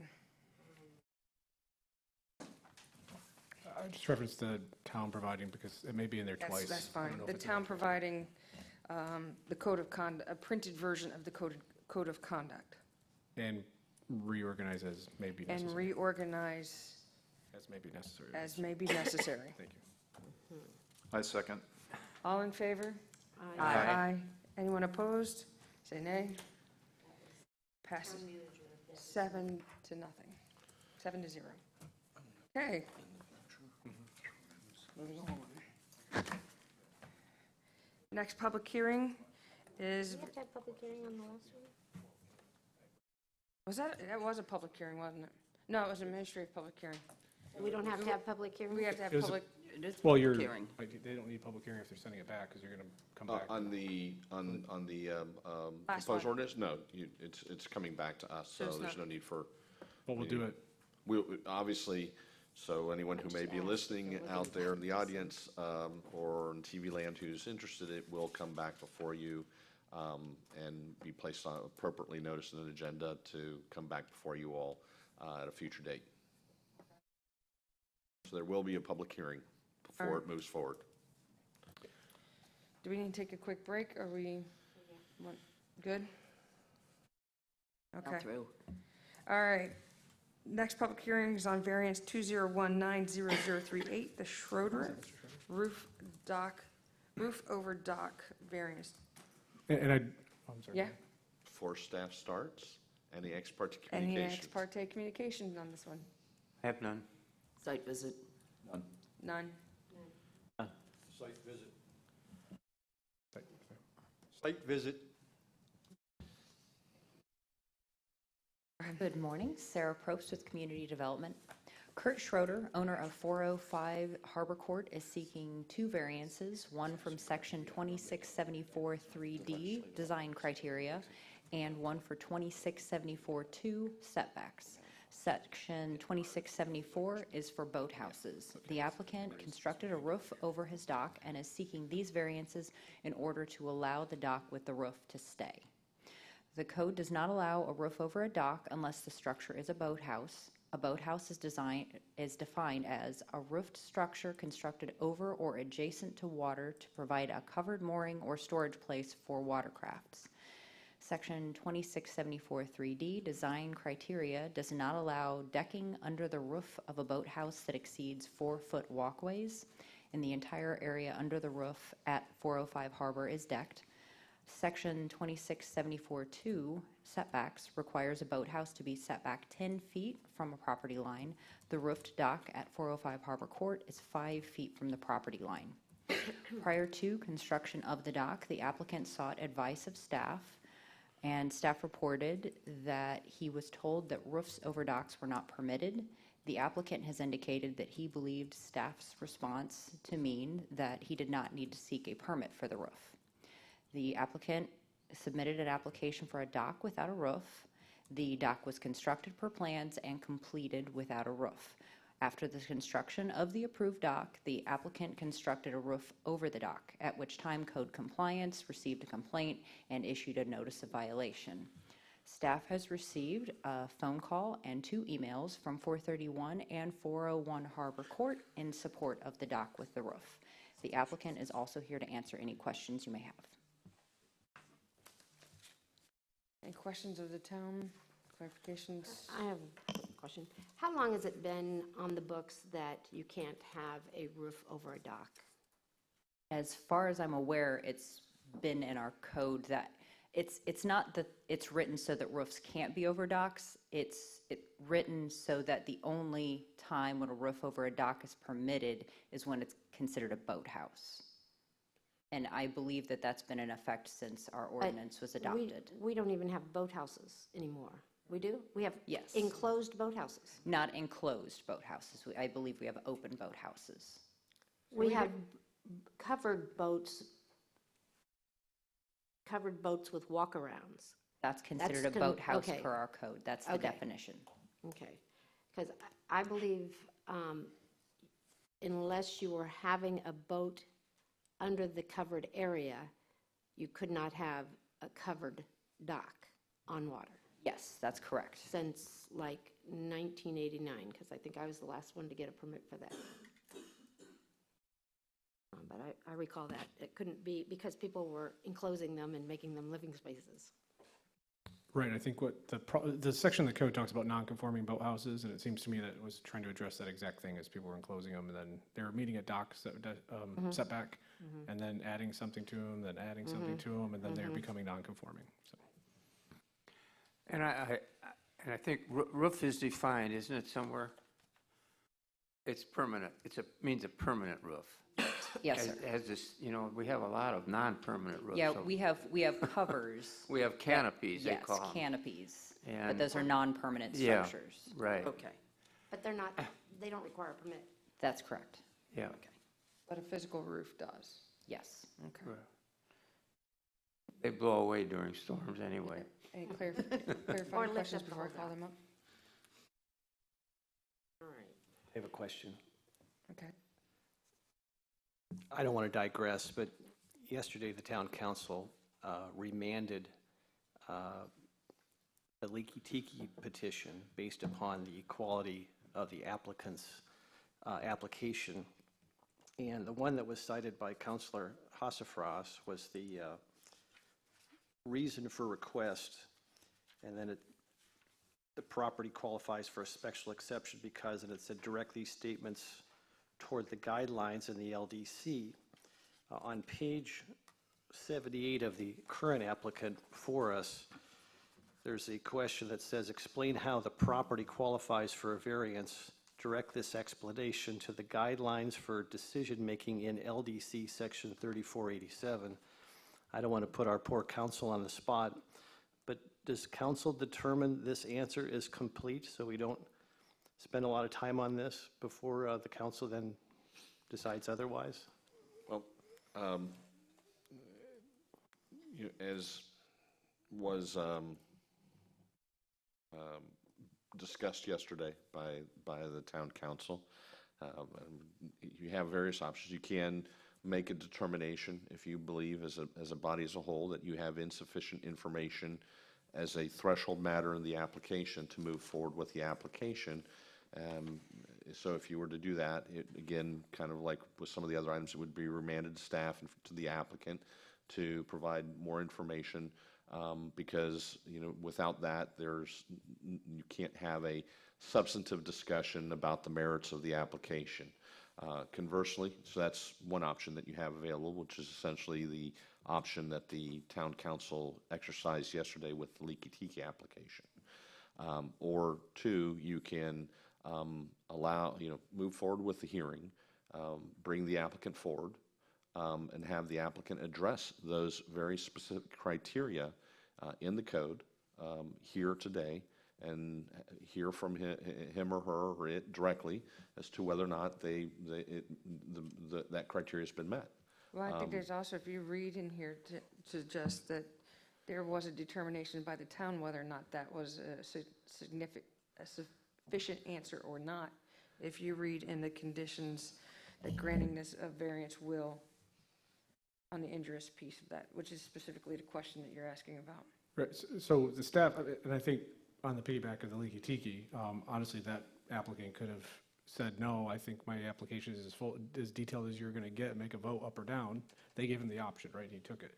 You're going to have the same thing from this applicant. So I would ask you, ask him those questions and then decide what he wants to do. We as staff have tried to work with him as best as possible.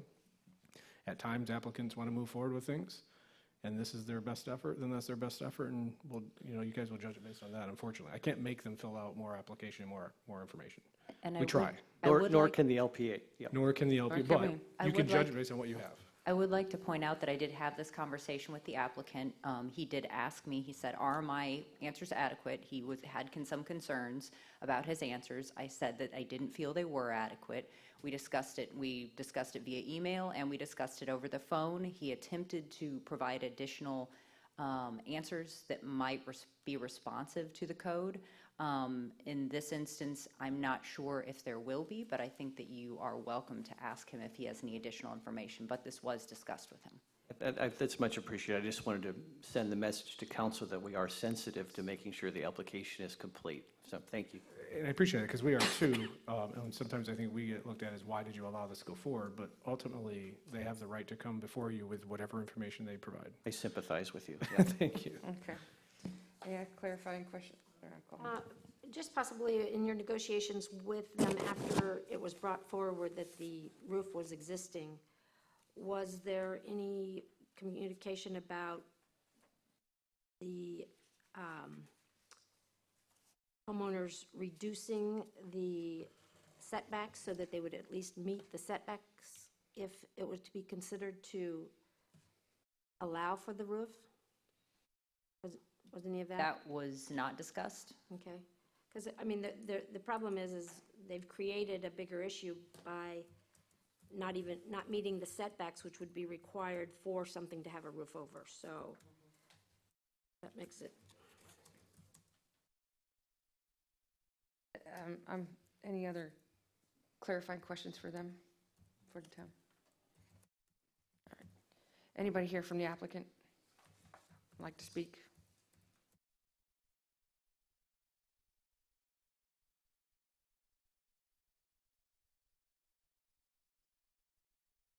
Schroeder, 405 Harbor Court. I'm not a engineer or a contractor, so I thought I did our due diligence by inviting the inspector out. I called town, they sent Ray Blake out. And I guess we were just trying to duplicate what's in our canal. There's 7 of them, and she did not come right out and say, no, you can't build these. So there was a communication issue here. So, see them all over. Matanzas Park has one. I had no idea I was breaking any laws or rules. None whatsoever. As far as filling out the application, I kind of felt it was redundant. It was like the same question over and over. I put on there that I can't put prove a hardship. I know that because the shade thing, you can put up an umbrella. I realize that now that I'm going through this process. So, I don't know, I guess I'd like a chance to bring this to town council, if I could. One more step. I don't know, I'm scheduled to do a magistrate too, but I'm not sure why I'm doing that if I'm applying for a variance. I don't know all the processes here, so. I have a question for you. If your intent was to put a roof on it, why was there not a roof in the plans? Because I didn't think I needed that I didn't think I needed a permit for it, for the roof part. Wouldn't you have done at least a plan to be able to put a roof on it? Because you have a structural piece there. Yeah. My Loads. blueprints were all done by the contractors and stuff, and it had these posts sticking up 10 foot above the dock and the deck, and I was under the impression that having her out there talking about it, she got it, There's 3 more right there. This is what we want to do. Is how it went down. My wife was there, a neighbor.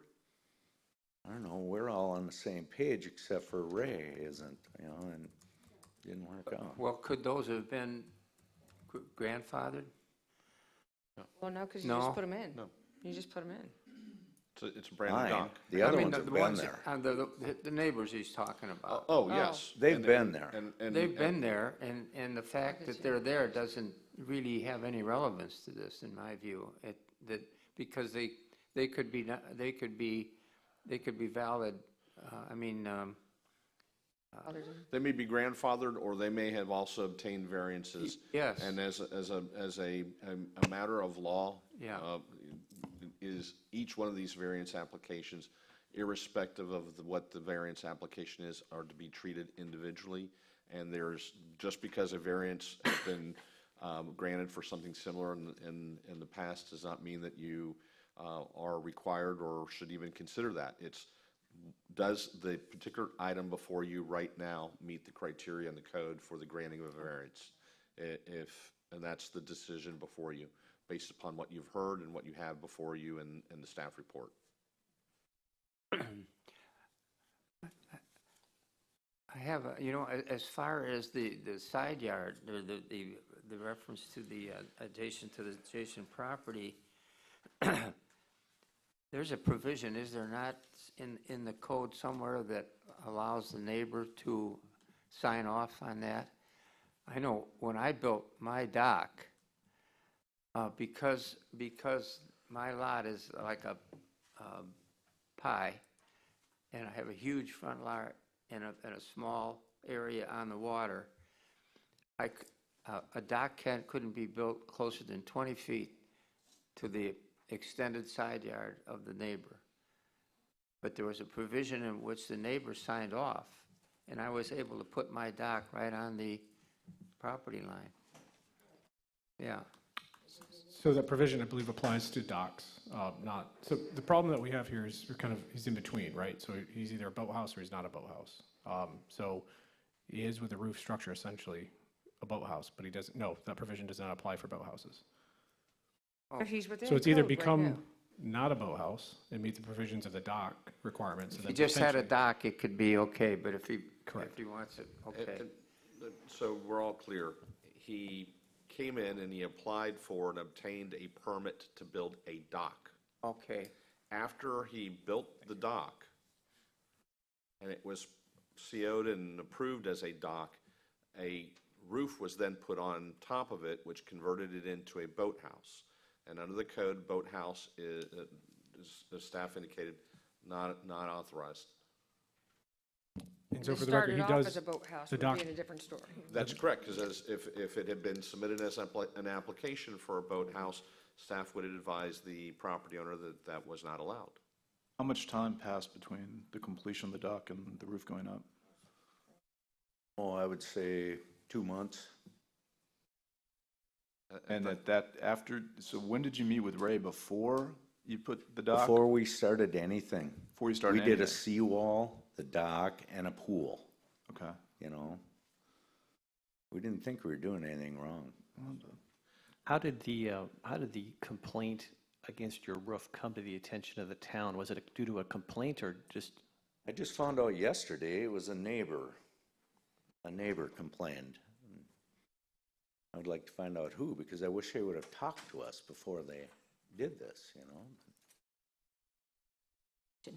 know? On a dock permit, is there a height? I don't know whether this should be the town answering this question. Is there a height of the piling above the deck level that is required? Or a limitation? No. So you could have Pylon. the pilings cut right off at the bottom and no, I thought, it's my understanding that you required a railing on the inside or on one side of, or at least ropes on one side of a dock so that you can't park on both sides or something anymore. That's required, I had to do that. Otherwise, it's a two-boat dock. Right. Yeah. So that's one question. And sir, okay, go ahead. You're required to have, if you're at the 25% mark, you are required to have a railing so you can't dock a boat there. If you're less than that, you don't have to have a railing. It can be open. But it's Okay, just any railing. but you don't have to have your pilings come up past the top of the walking deck. You don't have a requirement for that Okay. if you don't have to have the railing. Okay, my question to you, sir, is the pilings that are holding up your dock, well, whatever, when they came in and CO'd your property, how high did they stick up above the ground, above the deck? 10 feet? And 4 of nobody- them. Nobody 4 of 'em. asked you, are you cutting those off? What are you doing with that? No. They signed off with these 4 standing up out of the ground. The 10 discussion feet. with Ray was that we were going to put a roof on there, like the others in the canal. The whole deal was to not have a boathouse. We wanted to join a boat club and be able to just park a boat there, have a deck area. That's how it all started. But wait a minute, I'm not done. Because, like, when I built my dock, I had one, like, I don't know, maybe it's 15 feet above the deck. And I had to explain why I had that, and it was for a zip line to the property, from the land to go out to the water, and it was a zip line for my kids. So my question would be to the town, why wasn't it questioned that they had 10-foot high? I've And been on I multiple wonder why the docks. contractor didn't say, hey, you can't do this, it's illegal also. Or you need a permit? Right. Let me make sure that everyone understands. It wasn't illegal until he put the roof on. That's correct. Yeah. Having a 10-foot Yeah. piling is not illegal. There's Right. no minimum or maximum height under the town code. Yeah. If it meets, engineering standards and other things, the permit was issued. It's taking that the next step further and putting the roof on it without obtaining a permit that got this gentleman into trouble. And it happened 2 months after the project was completed, inspected, and CO'd. But that's kind of like saying, I'm not going to acknowledge the elephant in the room, and I'm just going to look at the dock and see if it's there, and it's there, okay. then- I'm not disagreeing, but conversely, the elephant in the room is property owner, don't you think you should have come in for a permit to finish the structure as he views it? I agree with that also, but if he took what Ray said as literal, you don't, Well, wait a minute, we could get, either here or there, and she's here, we can ask her what exactly she said, but we're talking, whatever that conversation was, end of the day, whether she said it's not permitted or permit, or we don't know what that really was. I mean, and we're talking interpretations. We're starting to get into some interesting ground there as to, and that's probably not for us to argue out, I guess is what I'm trying to say, is interpretation of what was said there. All right. And the problem we have here is as soon as you put the roof on, he changed categories too, from a dock to a boathouse, which then has different side setbacks, which is where we really are with this too. And I had no idea of all that, honestly, that it was further away if it was a boathouse. That wasn't my intention. We didn't want to store a boat, we just want to join a boat club and use them whenever we want and drop them off. If he tears this roof down and puts a non-permanent roof structure, a canopy over it, are we in the same boat, or are we back to we're No, So there's- I don't purport to speak necessarily, let staff, but no, because it's not an umbrella is not a structure. Canopy is, But it's- and I don't know if you're talking, when you say canopy, I'm thinking like an umbrella. canvas canopy that we see all over what this goes over island? the boat? Like a over a canvas boat cover. Yeah, canopy. we see it all over this island. I defer to staff on that. Staff wants to, Well, one, I'd rather him go through the process and we Yes, make that yes. determination. But there's a canopy requirement. I don't have it in front of me. I was going to hopefully pull But it up before he got back. But there is, I don't know, I can't answer that question specifically. I'll get it for you. But does he there is, stay a dock, is what I'm asking. If he, I believe so, but I'm going to double check to make sure. Because there's requirements related to canopies. yeah, I want to make sure they don't trigger something else. okay. But the simplest answer is he has a permitted dock. Mm-hmm. If he goes back to the way it was permitted on the plans, he's fine. Yes. If he wants something else, he can come in for a permit or modification to that permit, and we can review it and discuss it with him, even have a pre-app meeting, we do that plenty of times, and go through that process. I'd rather not make that determination sitting here. Okay. To get an engineered plan to try and start this process to try and get as much information as I could to you. I just had I- one quick question too, and could you characterize the nature of the complaint? Was it a town, this person's in violation, or a town, this new structure is obstructing my view? Was it technical in nature, or was it obstructing their view in nature? If you could characterize it. Why don't we have a picture of this since it's already existing? This is a problem we had with another property that some people didn't get to see and didn't realize that it was already there. I did not take a picture of it and include it in the packet. Next Does time I that can do matter, something really? like that. It does to me because, Well, I mean, it might not come up that it's existing. The application is for a variance. There's 5 requirements. I mean, That's how's the true. picture going to help us? That's true. Well, I mean, I just think that it should be a part of the packet since it is existing and we are discussing it. But go ahead. You had asked about the nature of the complaint, and I checked through the notice of violation, and there wasn't really a reference of who called it in. It was just someone called in, they complained that this had been built. I don't have any additional information that Fine, was in I'm the just file. curious, thank you.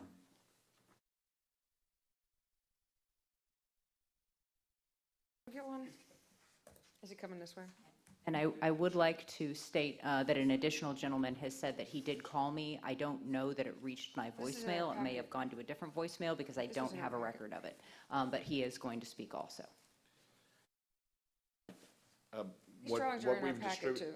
What we've distributed to you is what was submitted, and you know, unfortunately, they're not to scale, so whether or not those structure, they could go 10 feet above, or 6 feet above, or 8 feet above the top of the dock is hard to tell, but it from my eyeball, for whatever it's good, and I don't have the best eyesight, it doesn't appear to be 10 feet, but that's just my. There's yes, and as you said, the plans that we handed out for the public's understanding is those are in your packet. But we just handed them out for your easy reference since it came up. But if I could ask the gentleman, when you were told by the town staff, by Ray, that the town does not permit roofs over the docks, okay? You acknowledge you were told that. I don't know if that's the exact language. All right, but you're saying that when you say the town does not permit, she said permit over docks, you interpreted that to be that the Not town does required. not permit the noun versus the verb, and that therefore you didn't need a permit. Is that your understanding? Yeah, exactly. Well, that's a, The three of us thought they And were that's not. why I didn't want to get into that. Yeah, That's- This is something that we run into, and quite honestly, we as a council ran into it today. The definition of the term. Which word are we actually using? And what is the definition we are understanding the person using that word is meaning? We're running into this problem. Well, I mean, we could get into this debate and I think we're going down that. I mean, once it says it wasn't permitted, you could have asked a clarifying question. I mean, that's like we just did you here. will. So I'm not saying that's Yeah. a determination of the issue here. There's still some variation, has to meet the requirements, Yeah, and we do regardless have- of how he construed the conversation with staff. And we do have 5 requirements here to examine too, as well. Yeah. On whether or not we issue this. Any more questions for Dan, Lauren, Scott? Well, actually, more for Jason, actually. Turning it into a boathouse alters the setbacks, correct? There's other design requirements, but yes, essentially. Setbacks is one of the things that it alters. And at this point, because it is a boathouse, it is not in compliance with setbacks, correct? Correct, and does not have permitting for the structure, Yeah, or the roof structure. right. Okay, thank you, Jason.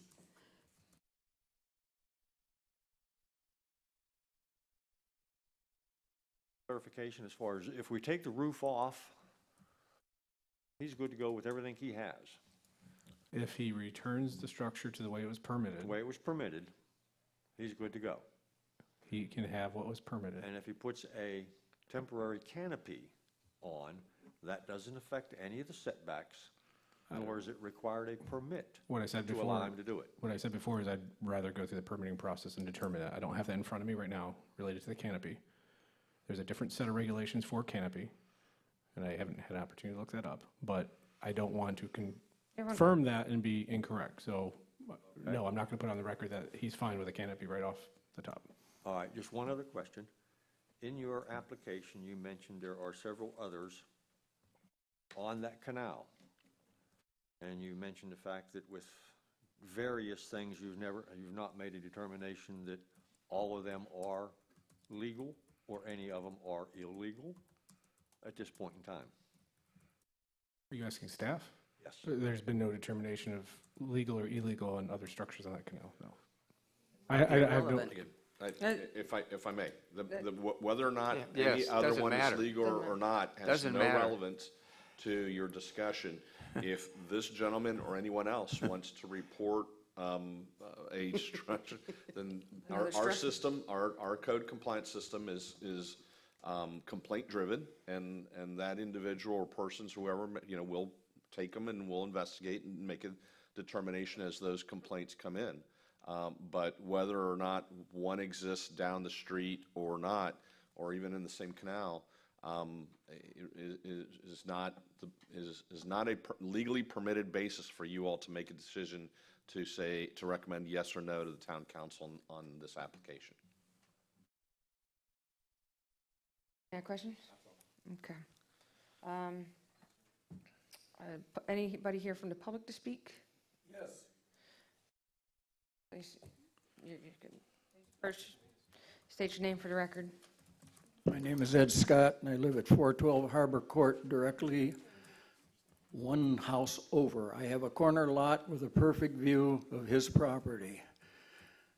Last night, after I got my letter, I contacted every neighbor. The Yotako people are his neighbors. The fella next to him's from Washington State. They're in now. I have keys to their property. His neighbor to the north that has an identical, whether you want to call it a boathouse, dock, or whatever, it's identical. I think he copied it. I don't know. But I watched the construction of this property. It went on for months. He did it. There was plenty of time for a complaint. There was plenty of time for a stop work order. This whole thing is completed, and some snowbird comes in, I assume, if there was a legitimate complaint, and didn't like it. And I think that's a consideration you should give to this gentleman. I don't know whether it conforms engineering-wise or all these 5 things you got to go with. I do know I was at a council meeting a few months back when Mr. Butcher brought up the question of definitions of roofs over the boathouses and canopies. And as Mr. Hughes mentioned, the fellow that's directly across from him lost his so-called canopy in that last storm. They just blow off like nothing. This thing is an attribute to his property. I don't know the gentleman personally because he's only bought it a few, I don't know, he'd tell you how long ago. But I watched the total construction of it go on and on and on, and nobody complained about it. I heard his saw going. I watched him procure the metal roofing, and him and his helper put it on with screws. I mean, I don't know if it's going to stand up in a hurricane, and I don't know if it's legal according to your jargon. I admit that. But as a neighbor, and I called his neighbors to the north from Connecticut, and they have an identical, whatever you want to call it, boathouse, dock house, whatever. They have an identical one. I asked them if they objected to his. They said no. I've talked to the guy right across the street, the canal, Bruce from New York, just last night about it. I said, did you complain about it? He said, no, I have no objection. It looks good. So I don't know if this is a bogus complaint or somebody whatever. I've got a neighbor I know this does not apply to you guys, but I got a neighbor in one of those 3-story houses where the town gave him Your time is 5 almost foot- up, so you might want to focus. Well, I've already told you what's focused about it. I just think they should get the right, at least, for the variance. I don't know what you guys have to deliberate on, but boy, if ever there was the opportunity to give them that, I say to you, give it to them. Appreciate your comment. Any other public comment? We're good, sir. Okay, I'll close public comment. Open it for discussion. And When I was there at the site visit, I know a lot of the neighbors have no complaint, but there is no house constructed beside him. So when there is a house constructed on the empty lot, is that going to create an issue? So that saying that it's not a problem now does not mean that it wouldn't be in the future to a new neighbor who comes in. Wait, No, no, no, you no, gotta be no, on, no, no, no. like, it's closed. It's closed. We're just in public, we're not in public comment anymore. We're internally discussing. We can call Well, for you it. know, if I could get right to the substance of this, it really, we don't determine variations on the basis of what neighbors think or don't think. Or looks. We certainly listen to them, and this gentleman was very articulate, the neighbor, and very helpful, and I'm sure he feels that his neighbor is being aggrieved here. But unfortunately, that's not the issue here. The issue is whether they can meet the criteria for a variance. I don't- And it's an unfortunate situation, but, you know, I don't see how we can resolve it. Based off of the 5 criteria that we have on Yeah. packet 68 and 69, which he's not Yeah. meeting, I'm struggling on this one too. You know, the thing is, if the roof comes off, it goes back to a dock, which is what it was originally permitted for, and he can come back and figure something else out or approach this differently. And do I understand that, I think the applicant mentioned that there's pending a citation before the magistrate? Yes, I heard that too. Can that matter be held in abeyance? I mean, Or tabled until after the Tabled- hearing. tabled Because that's until- not right for him to be going through this process and being fined $200 or $500 a day. That Well, happens all the time. That happens here.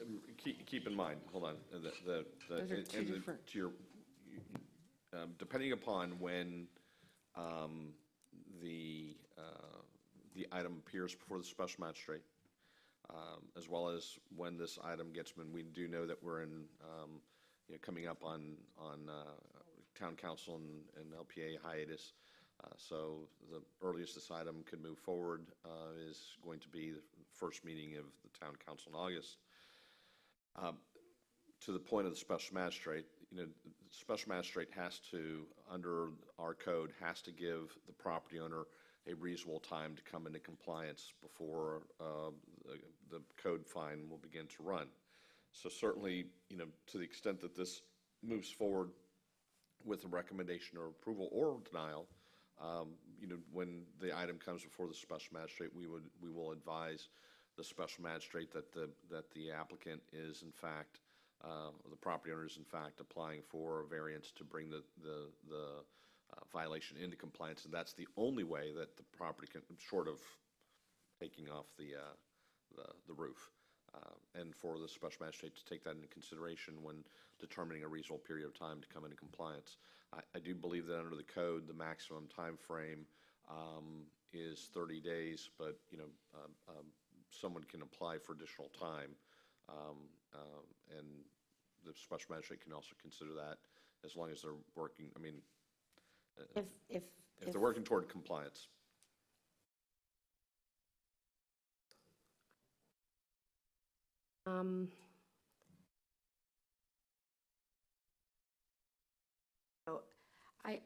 I get that everybody else in the neighborhood has it.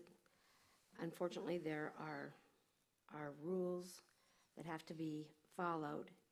And had your deck been set in 10 feet, we might be able to consider it. But the fact that it requires a variance because it's out to 5 feet, and you can't meet the 5 requirements, there's no way for us to make a motion to approve it. I mean, we can. So you're not in favor?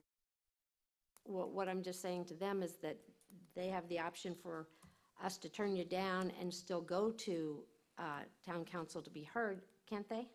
If we turn them down? Yes. That's their option. And then, but they're going to have the same problem. They still have the same 5 criteria. And so, there's, doesn't appear to be a way to satisfy what you're asking for. And, I mean, I get sometimes it looks reasonable, it should be reasonable. Why can't we have it? Because there's rules. And Tim, do you have any comments? Want to Nothing further? discuss? Okay. Everyone feel like they're in a spot where we can make a motion, either for or against? Hey, 2 of them already. I've already alienated, know. well, Mr. Okay. If I may, I think we all feel in the same way. Yeah, As no, unfortunate as this is, our hands are tied on as this you one. move forward, I would make one suggestion or recommendation, however you want to characterize it, is that in light of what took place at the town council meeting with regard to the leaky tiki and the question of whether or not the application was complete or not, I would recommend that whatever the recommendation is moving forward, is that for the record, and so we can, it will be reflected in the minutes, as well as then we can take that information and include it in the staff report, is that you all did consider the issue of completeness of the application. You heard from staff who stated that they tried to get the applicant to provide additional information, and that's reflected in the staff report, and that you all asked questions of the applicant to gain insight into what was or wasn't missing from the application. Just so the record is clear, so when we as staff potentially get asked by the town council, when this comes to them, hey, well, why didn't, is this complete or not complete? We'll then be able to say the LPA did consider that issue and ask questions and felt that they had sufficient information to move forward. Will the town council just send that back to us if we do it that way? That's what happened with leaky tiki. That's my hope, is that Yeah. by saying those things and making sure that they're in the record, that that then staff can provide that additional information to the town council, that it won't get sent back given the circumstances. Because as staff stated, there at some point in time, there's a limit to how often or repeated we can ask an applicant to provide information, and if they don't, they don't. I mean, at some point the application has to move forward.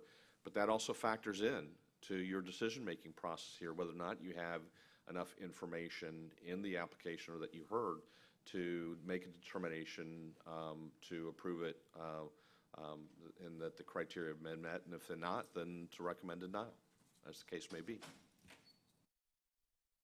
But our motion should be, is our motion supposed to be, can our motion be to deny, or is our motion to be positive and then vote it down? I guess. The town council? No, right now. Oh. To Oh, no, you can, Oh. yes, as I understand it, the question is, yes, you can say all the things we just discussed, yes, that you have enough information, but even based upon all that information, you still believe that the applicant has not met the criteria. Does that answer your question?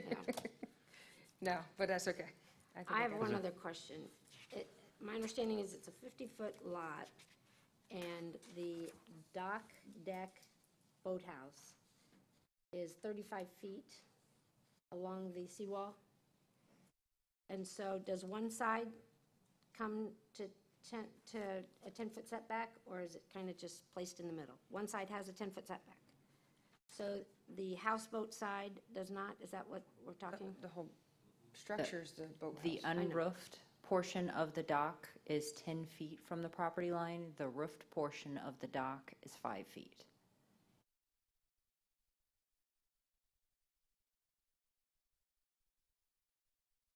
So,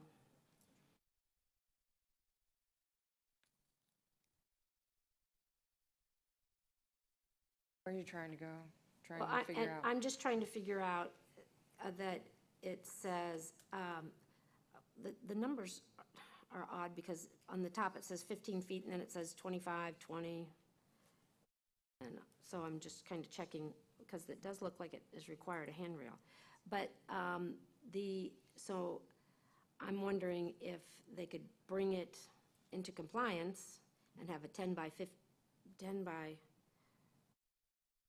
15 going out into the water and come into compliance And he with the might be able deck. to come to compliance, but that's not what we're. But I we're know, if that would be discussing something today. that people could consider, so, I mean, maybe we want to Well, the let staff, him come back at a date certain. well, the staff and- can make recommendations to him and he can come back at this. But as it stands in front of us right now, this is what we have to decide on, to move forward with this variance or to not move forward with this variance, based off of the criteria that was presented to us today. I mean, and then at that point, he has options of either going directly to town council and seeing if, they're in disagreement with us, or if he can work with town staff on other options. At this point, we're at a point to make a motion on this variance.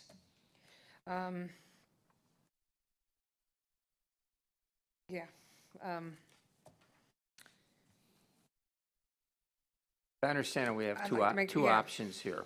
And we have two Two variances. two options. One is, as the council pointed out and said, we're saying there's insufficient information in the application for us to make a determination as to whether or not you can meet the requirements.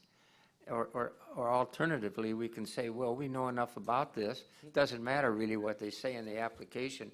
We know what the facts are, and we don't see how he can establish off- the criterion for a variance. And based off the testimony he provided is that Yes. he doesn't have it. Yes. Yes, so we're at a spot where we are going to have to create a motion on these two variances, Right. which I only saw one in here. I don't have Variance? 2019038. So I guess the bigger question is, the motion is I'll make a motion. I'm going to make a motion to deny the variance. 2019038. You see a second number, and what was the other one? Well, it says the application is therefore seeking two variances from. 2019038. It does not meet the criteria and conditions for a variance. I'll second. Go- Lori did. Your second. All in favor, say aye. Aye. Aye. Aye. All opposed, say nay. Okay, so the motion to deny the request for a variance 2019038 has passed. So your recommendation will be forwarded to the town council, and again, on that one, I believe it'll be August 5th, but we'll notify the applicant and we'll send out letters when we know for sure what the agenda schedule is. It may be the second meeting in August. Might make a suggestion that the homeowners definitely do a letter to the magistrate explaining that the time period of vacation for the town council and LPA that you're trying to go through the process will not allow you to meet the 30-day limit, and ask for an extension to 30 days past the time that you can come back to them when they reconvene after the summer, because otherwise, you're going to have a very big fine.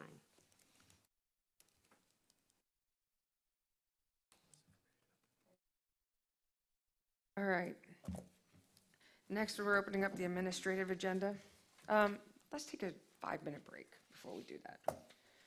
Let's meet back here at 11:35. I can hit the restroom.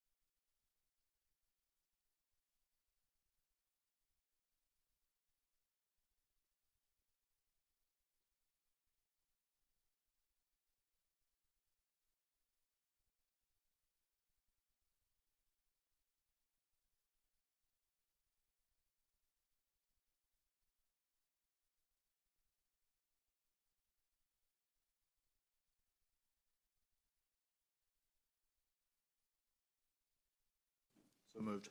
Second. All in favor? Aye. We are now open as the Historic Preservation Board. I was not at the last meeting. Lori ran it, so I'm going to defer to Lori.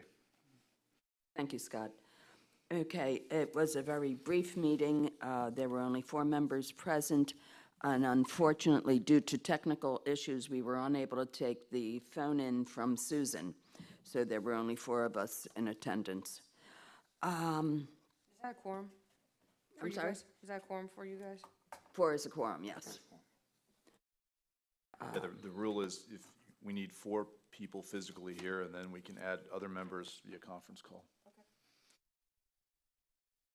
I just wanted to make sure that everybody knows that the Women's Club is receiving their plaque. It has everything's been completed, so it's just a matter of getting that presentation done. There have been 2 new approvals of plaques, of addresses for plaques presentations, and that's 21416 Pearl Street and 261 Fairweather. But they are not completed. They are in process at this point. Our original notes were a little bit in error there. The meeting prior to last, we discussed about starting a checklist because over the years, so many applications have gotten lost in process. So worked on that prior to last meeting, had a couple of comments and corrections. So the checklist is still being tweaked, but we have the outline for a checklist to make sure that applications for historic recognition does not get lost in translation any longer. And that's really just about all we did. And our next meeting will be June 25th. I want to say a couple months ago, you guys were starting or working on a plan to streamline or work on the processes and policies, procedures for moving cottages, things of that sort. Do you have any updates on that coming along? That was discussed, and we're still in process of trying to find a way to streamline it.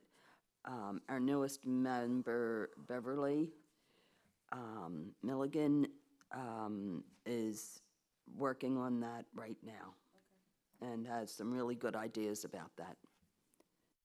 And we have a new staff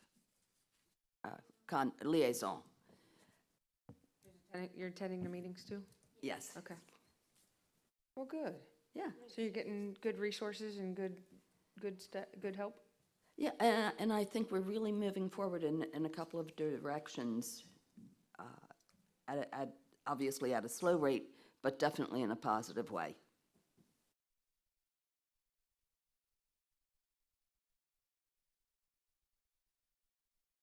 Thank you for the update. Next meeting is June 25th. Where is that meeting held? Right here, 9 a.m. All right, so anybody can attend. Correct. All right, do I hear anything else? You want to motion us out? Yeah, so moved. I'd like to Seconded. adjourn as the Historic Preservation Board.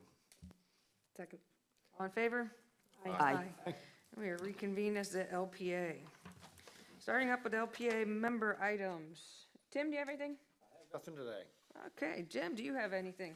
I bet you do. Well, I think we touched a little bit on what happened yesterday with the Leaky Tiki, and I don't want to be redundant on that, so if anybody has any additional questions, but in essence, the council, when the issue came up before council, they began with staff questions, and during the staff questioning,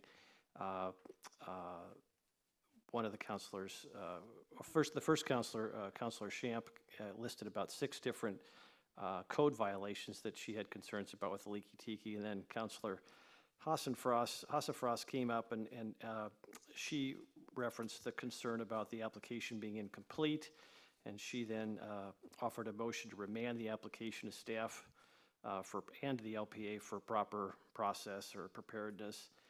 And that motion passed, so the applicant did not address the council. There were additional remonstrators there as well, and then I did not have an opportunity to address the council either because the motion passed. So I would just maybe yield to council or Jason to elaborate anything further in terms of next steps. Talk about advice. I think that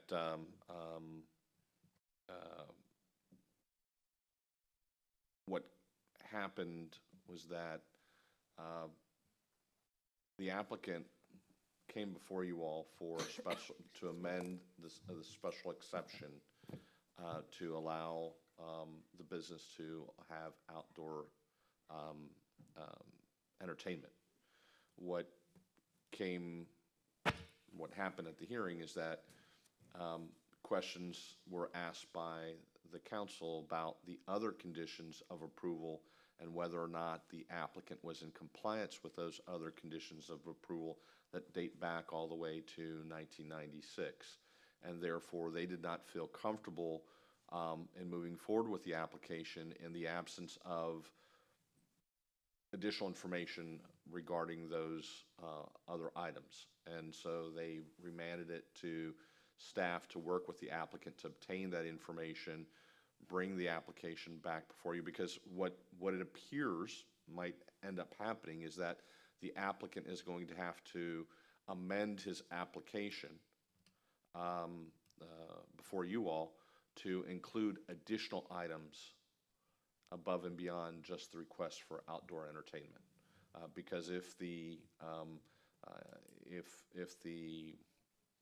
interaction between staff and the applicant discloses or concludes with that there are some other issues with respect to the conditions of approval, then and the applicant obviously may want to modify those as well, and we don't know until then. And as a result, the item got remanded back to staff and ultimately for processing back before the LPA.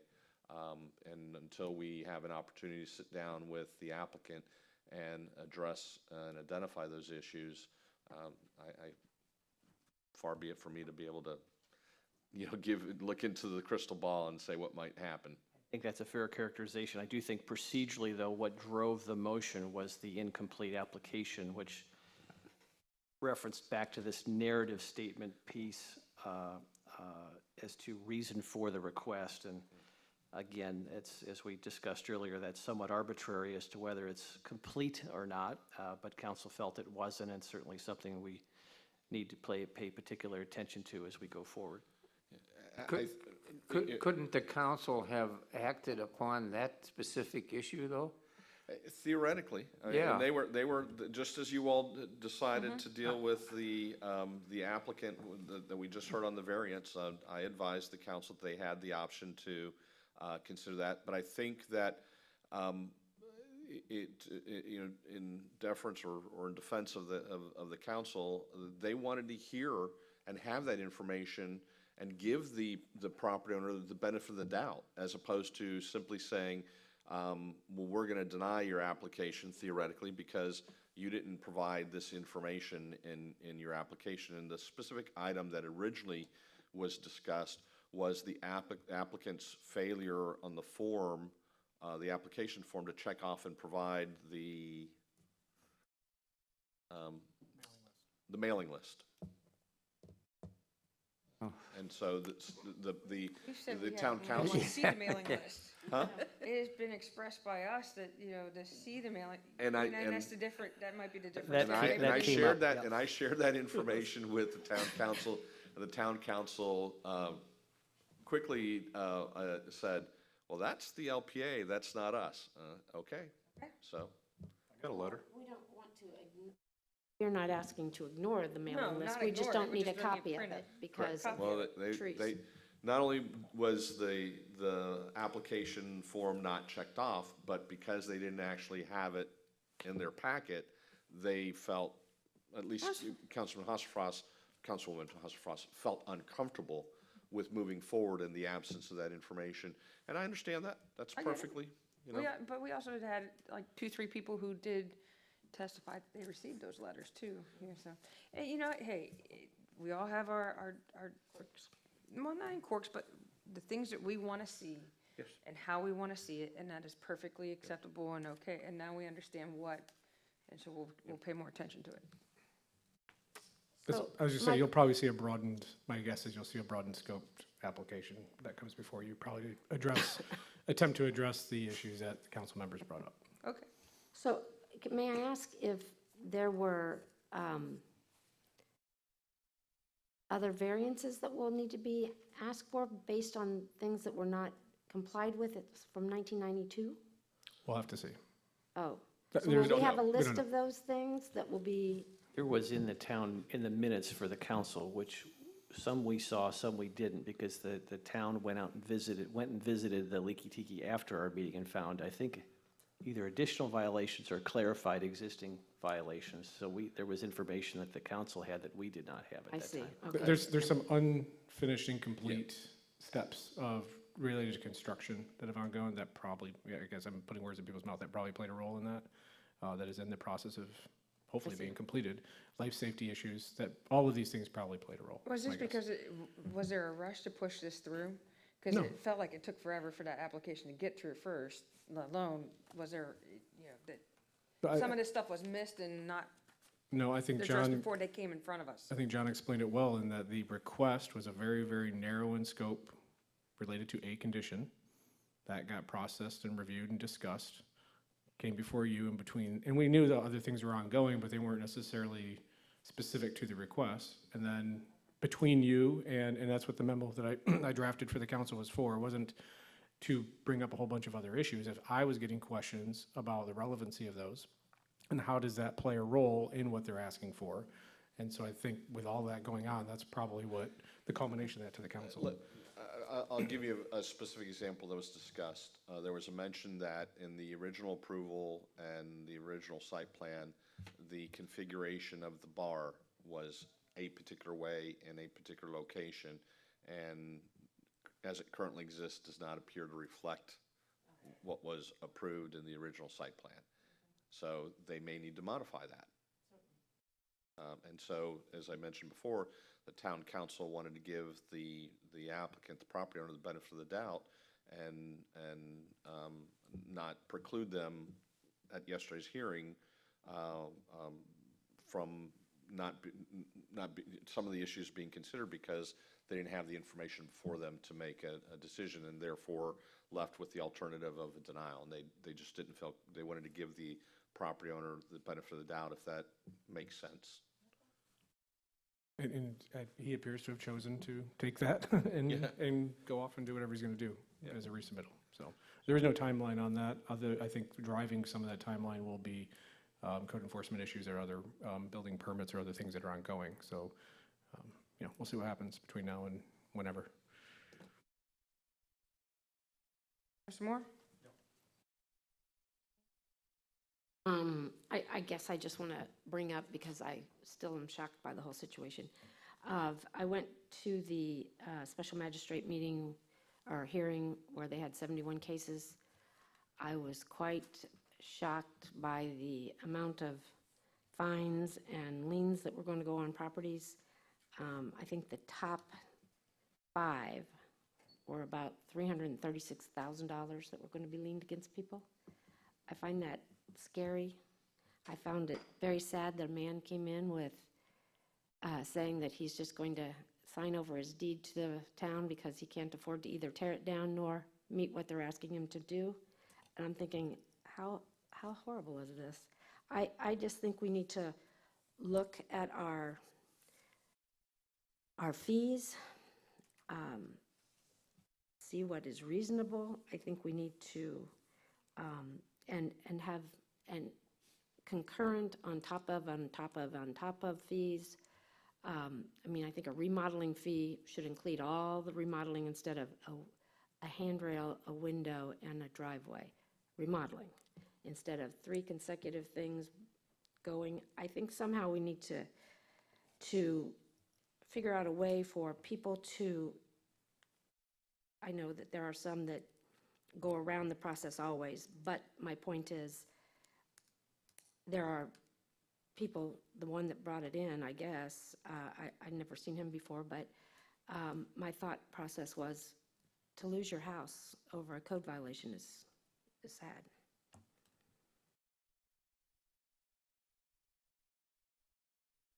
I'm wondering if we could Without have any committee? background of circumstances or anything, I don't,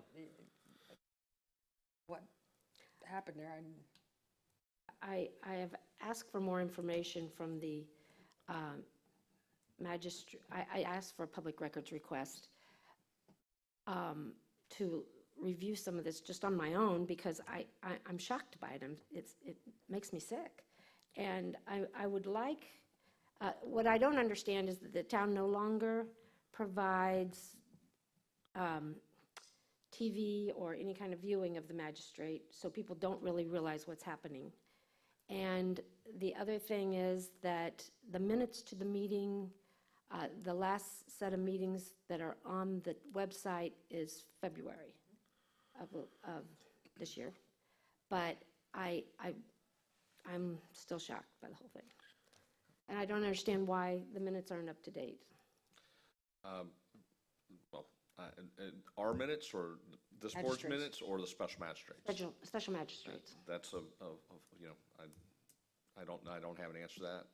That's a function of that department. I will tell you that at yesterday's meeting, questions were asked. The special magistrate hearing is televised. It's also available on YouTube. it is? Yeah. Because I Yes, it tried is. to It's- log into that day and could not get to it. I was told that it was not televised. You might I want to believe check the on answer that. was by the clerk that it was, and that it's also She streamed. announced on that at the YouTube. meeting yesterday. Yes, Yeah, that it was televised. yes. And Yeah. YouTube. I'll get And that YouTube. from somebody up there. But it's not redone after, it's only done live, if, and although it may be saved on YouTube, our feed on town's channel is only live. It was about an 8-hour day, so it would be a long review. Yeah. But As to the particular case that you're referring to, that was, as I understood it, as the property owner explained the situation, it was his contractor who provided incorrect information to town staff when the building permit was issued, and therefore triggered the 50% FEMA rule. And so therefore, he needs to elevate his renovation, that he can't afford to do that. We indicated to him that there were, and that code violation and that structure has been there for years. So to the issue of how sometimes these fines result in large amounts is because the ones that were heard, and they're in the hundreds of thousands of dollars, six figures, is because in most instances, those violations have been ongoing for 3, 4, 5 years. well, that's what I want to investigate. And It so, just shocks me. The property owners, and there was a gentleman, another case that was scheduled for imposition of a lien that was in the high dollar figures, who initially worked through a stop work order. And so, we all have, please understand that the special magistrate gives people an opportunity to come into compliance. And the fine only begins to accrue until after that time for compliance has run and the property owner has done nothing to comply the violation. The fines don't, as many, dare I say, that there are as many cases that result in no accrual of fine because the property owner comes into compliance as there are cases, or I'm saying, I think there's actually much more, where there's compliance versus the ones that grab everyone's attention as being high dollar figures. Those are not the norm. I just I find could it ask a difficult. question on here on the fines. If they're found to be, they're given an opportunity to comply. If they fail to comply within the 30-day period or whatever, does the fine go retroactively to the date of the hearing, or does it go back to the date of the original citation of the citation? No, normally it's the order, the date of the order. It depends upon how the special magistrate entered the order. But Well, that's what I'm really asking. What has been his practice on generally, it? it's retroactive to the date of the finding of the order of violation, not the date that the violation originally took place. Because in some instances, it takes, staff will work with the property owner Right. for a number of months. Because I've been told by some aggrieved people that they dated it back to, and yeah. I would have to take a look at a particular order. There's no, I guess, standard practice, if that's the best way to answer. One of the things I have a problem with is it's the same people who issue the violation that starts the fines and the same person that gives the permit. So in my opinion, I think once you apply for a permit, when you're in the process, the fine should stop.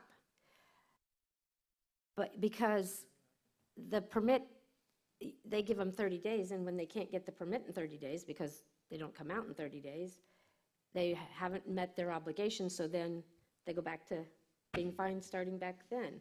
So to me, I had a guy working with 2 engineers and 2 architects and a builder, and correspondence going back and forth to the town for 8 months, and his fine was, $32,000. And at what point, is it the town's responsibility to explain what he's not giving to get the permit? I mean, to me, because there were commercial standards on a residential that the town was asking for, and it was impossible to get the permit. So it's a catch-22 when you're in the middle of that. I would, again, I think it would be imprudent for me to comment on a case that I'm not, I would also, and I believe that all the concerns that are voiced are appropriate. And they're out there and they're of concern. But I also would kind of remind, the LPA's function is to deal with land development issues. But certainly, each one of you as a resident of the community, or I'll sit down with you or try to answer those questions. I know staff has, and to the extent that we can. But I think that it's just as I said with respect to the variance application, and that you need to take it on its own. I think it's imprudent to make generalizations with code enforcement cases, just as with the variances, because each one of them have their unique circumstances, and from both the property owners as well as from the town's perspective, is how do we deal with them? It's on a case-by-case basis, because, as I said before, one particular of the cases that you're talking about, not only did the contractor work through stop work order, he stated publicly that he knew that he worked through a stop work order, yet still hasn't obtained the permit. Well, my other comment is that's why I have such great difficulty putting fines on our variances and our things that we come up with from here. That's why I was interested in following up on these enormous fines, because we're setting people up to have those enormous fines by giving them a 30-day thing. Yes, they can come back and ask for more time or whatever, but I think that the key thing here is that if the person who was making the application was an architect, a builder, and an engineer, and had a job as a town permitter, they could be in control of that and say, yes, in 30 days I should be able to get this done because I'm capable of doing it in this time frame, and done. But to stand there and say, I'm asking for this, and yeah, okay, put $500 a day if I don't get it done in 30 days, but if they can't get the permit, it's a catch-22, and I just don't see that as right. Well, I just want to step in, because I want to dispel, first of all, I disagree with your assessment of the 30 days. We work diligently, and more than overtime with these applicants on how to get things to the way the codes are.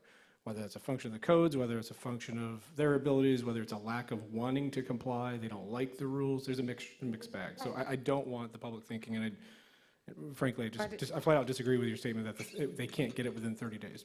The I think timeline Mango is, Street's a good example of how I'm sorry, you which- work, Mango Street, how you've worked with them through a bunch of it. well, and the one you saw before you today, Sarah has worked tirelessly with this person to try to get language and get it spelled out. Sometimes people just can't get there. And so the option is always hire professional help. So when they do that, whether it's architect, engineer, planner, attorney, whoever, that usually goes a little bit smoother. But at the same time, we have regulations here that are different than other places.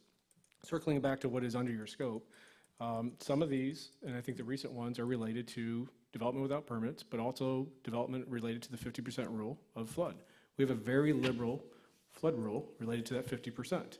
So to go over that Yeah. it's unnecessary. And frankly, we and I specifically am charged with making sure there's compliance with that. And I hope you all understand what the results are if we don't comply Right. with our own regulations and don't require compliance with NFIP, right? That's millions of dollars of insurance that costs the town. So we will work diligently and try to ensure that people comply with that. So I get that the size may sound scary, but they need to comply, especially with the flood rules and especially with the permitting rules related to pre-firm structures and that sort of thing. Otherwise, there's a much, much bigger penalty for the town and for the citizens that didn't do anything. Right. So frankly, that's what we're working towards, is we want compliance. We don't want fines necessarily, we want compliance. But, Agreed. and so the reason for that $500 fine is they're on notice of saying if you do something that you're not supposed to do, and it's very clear by this document of what you're allowed to do, then you're choosing to take on that fine. So that's the way we look at it. I know you don't, but Yeah. again, we don't need to rehash that issue. Okay, thank you. Do we have a joint meeting penciled in yet? I believe it was September 5th. I think it was September 5th. I don't recall the Joint time. meeting. Town council. Right. Mm-hmm.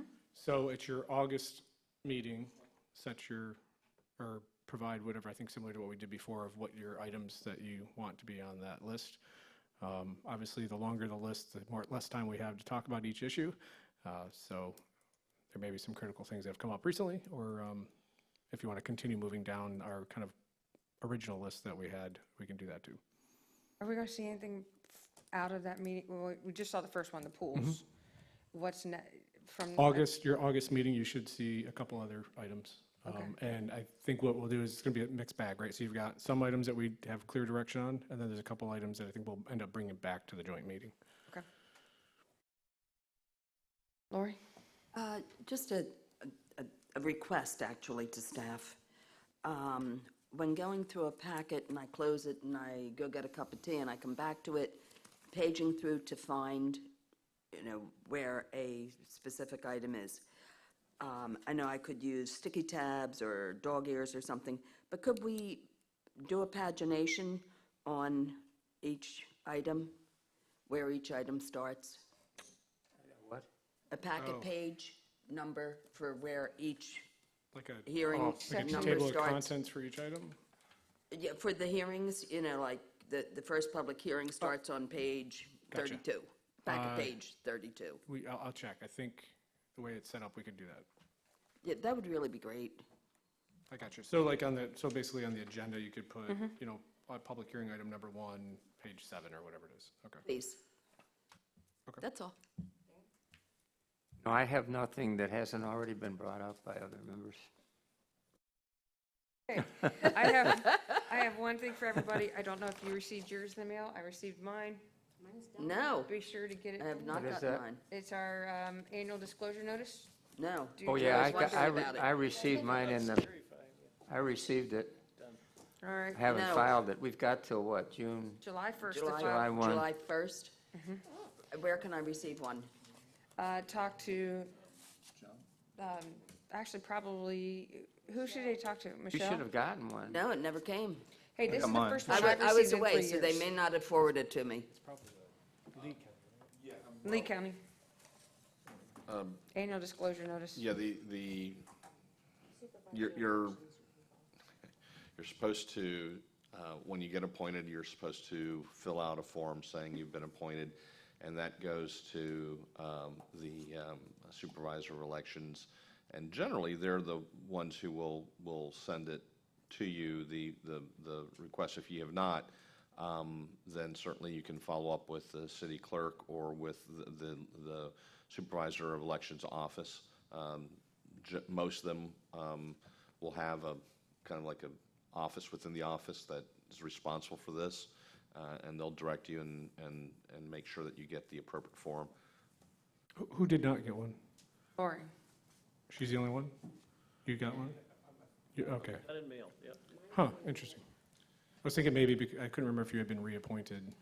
But this is Maybe- the first one I've received in the mail that I haven't had to go look for. If it makes you feel better, I received one, and I don't know why either. So. No, I've always gotten them before. This is the first year I haven't, so. Okay. But I was out of town, so the post office may, you know, if Okay. it's not first-class mail, the post office doesn't hold it. So, Next thing, I believe we have, next town council meeting's what, August 5th, you said? Town council meeting is August 5th. Your next meeting is August 13th? Let me find Did I do that right? August 13th. Okay, I think I can make that one this time. Unless, Jim, you want another go at it, because you didn't get to speak. I'm saving my energy for the next leaky tiki. You want to hang with that one, okay. Then I will be at the next town council meeting on August 5th then. Okay. And that's all I have. Excuse me, attorney items? Have anything for us? Nothing that I think has we already been covered it. discussed? We've covered everything. Jason? Yes, so there's, hopefully for your, we gotta go through the budget process, but we've tried to, or requested setting aside some funding for Historic Preservation Board. Oh, cool. Which will be actually you. So it is not, just to make clear, it is not for the committee. However, I understand the committee helps drive what that money gets spent on. That is town money, and that is, so it's got to go through the formal accruing and whatever processes. But it is the LPA/Historic Preservation Board's responsibility on that, the spending and your request for that. So I think it's about $500 is what we've requested for right now. Right. For next fiscal year budget. For when? For October 1 through September 30th. So do we need to direct them in public meeting to come up with how they want to spend the $500 and bring it to us? Yeah, my assumption was it's in some way related to your promotion of the program, somehow to do that. So we do have to be careful how we go about spending that money, but that'll be your responsibility and us to help you with that. But you stated it is for the HPB, not the HPC. Right, because they're a committee. You are an agency of the town council, right? You're Yes. a part of the town. The committee's just kind of a, well, you're all volunteers, but you know what I mean? It's a different. What we'll do is recommend. It's a different entity, Yes, so you're following me. they can do your We'll recommendations. follow up in our meeting that we need $100 for a mailer or Okay. flyers or whatever. Yeah, And we've then we've got several ideas already. Okay. It's just, they can't go out and spend it and ask for reimbursement. That's, and you can't also, you have to do it through the town. So that's, hopefully if that passes, then get your list together and we'll see what happens in the fiscal year. Is that it? That's it. All right, items for next. Oh, and month. I'm sorry, one more. So tying back to that, there was a question about, I think, some of the approvals that have been done for the historic recognition. So my thought was we could kind of combine the last several that have been done for the public recognition part. That's been a little disjointed over the years. I know the question is always the council does a recognition, but sometimes you guys aren't involved in that, but you're the ones that do the approval. So I think combining that, but also that by doing it after the break, that'll give you time to promote that for those properties. If you want to do that, if you're going to take that on over July. So that might be something that we can continue to use that as an example of what can be done and what other properties can do. So my hope was maybe sometime in August, depending on the schedule of August, have them all on the same and just kind of get all that public recognition all at once. Great. If you're okay with that. Items for next month's agenda. Anyone have anything they would like to add on top of what we're getting already? Good. All right, let's go for public comment. Anyone? Let's Go close Miracle. public comment. Closing public comment. Do I hear a motion to adjourn? So moved. Seconded. All in favor, say aye. Aye. Aye. And we're out. Thank you. Good to see you. What's your telephone number, Scott? I wanna- Be sure to save the microphone. Yeah. Well, I'll give you both of ours.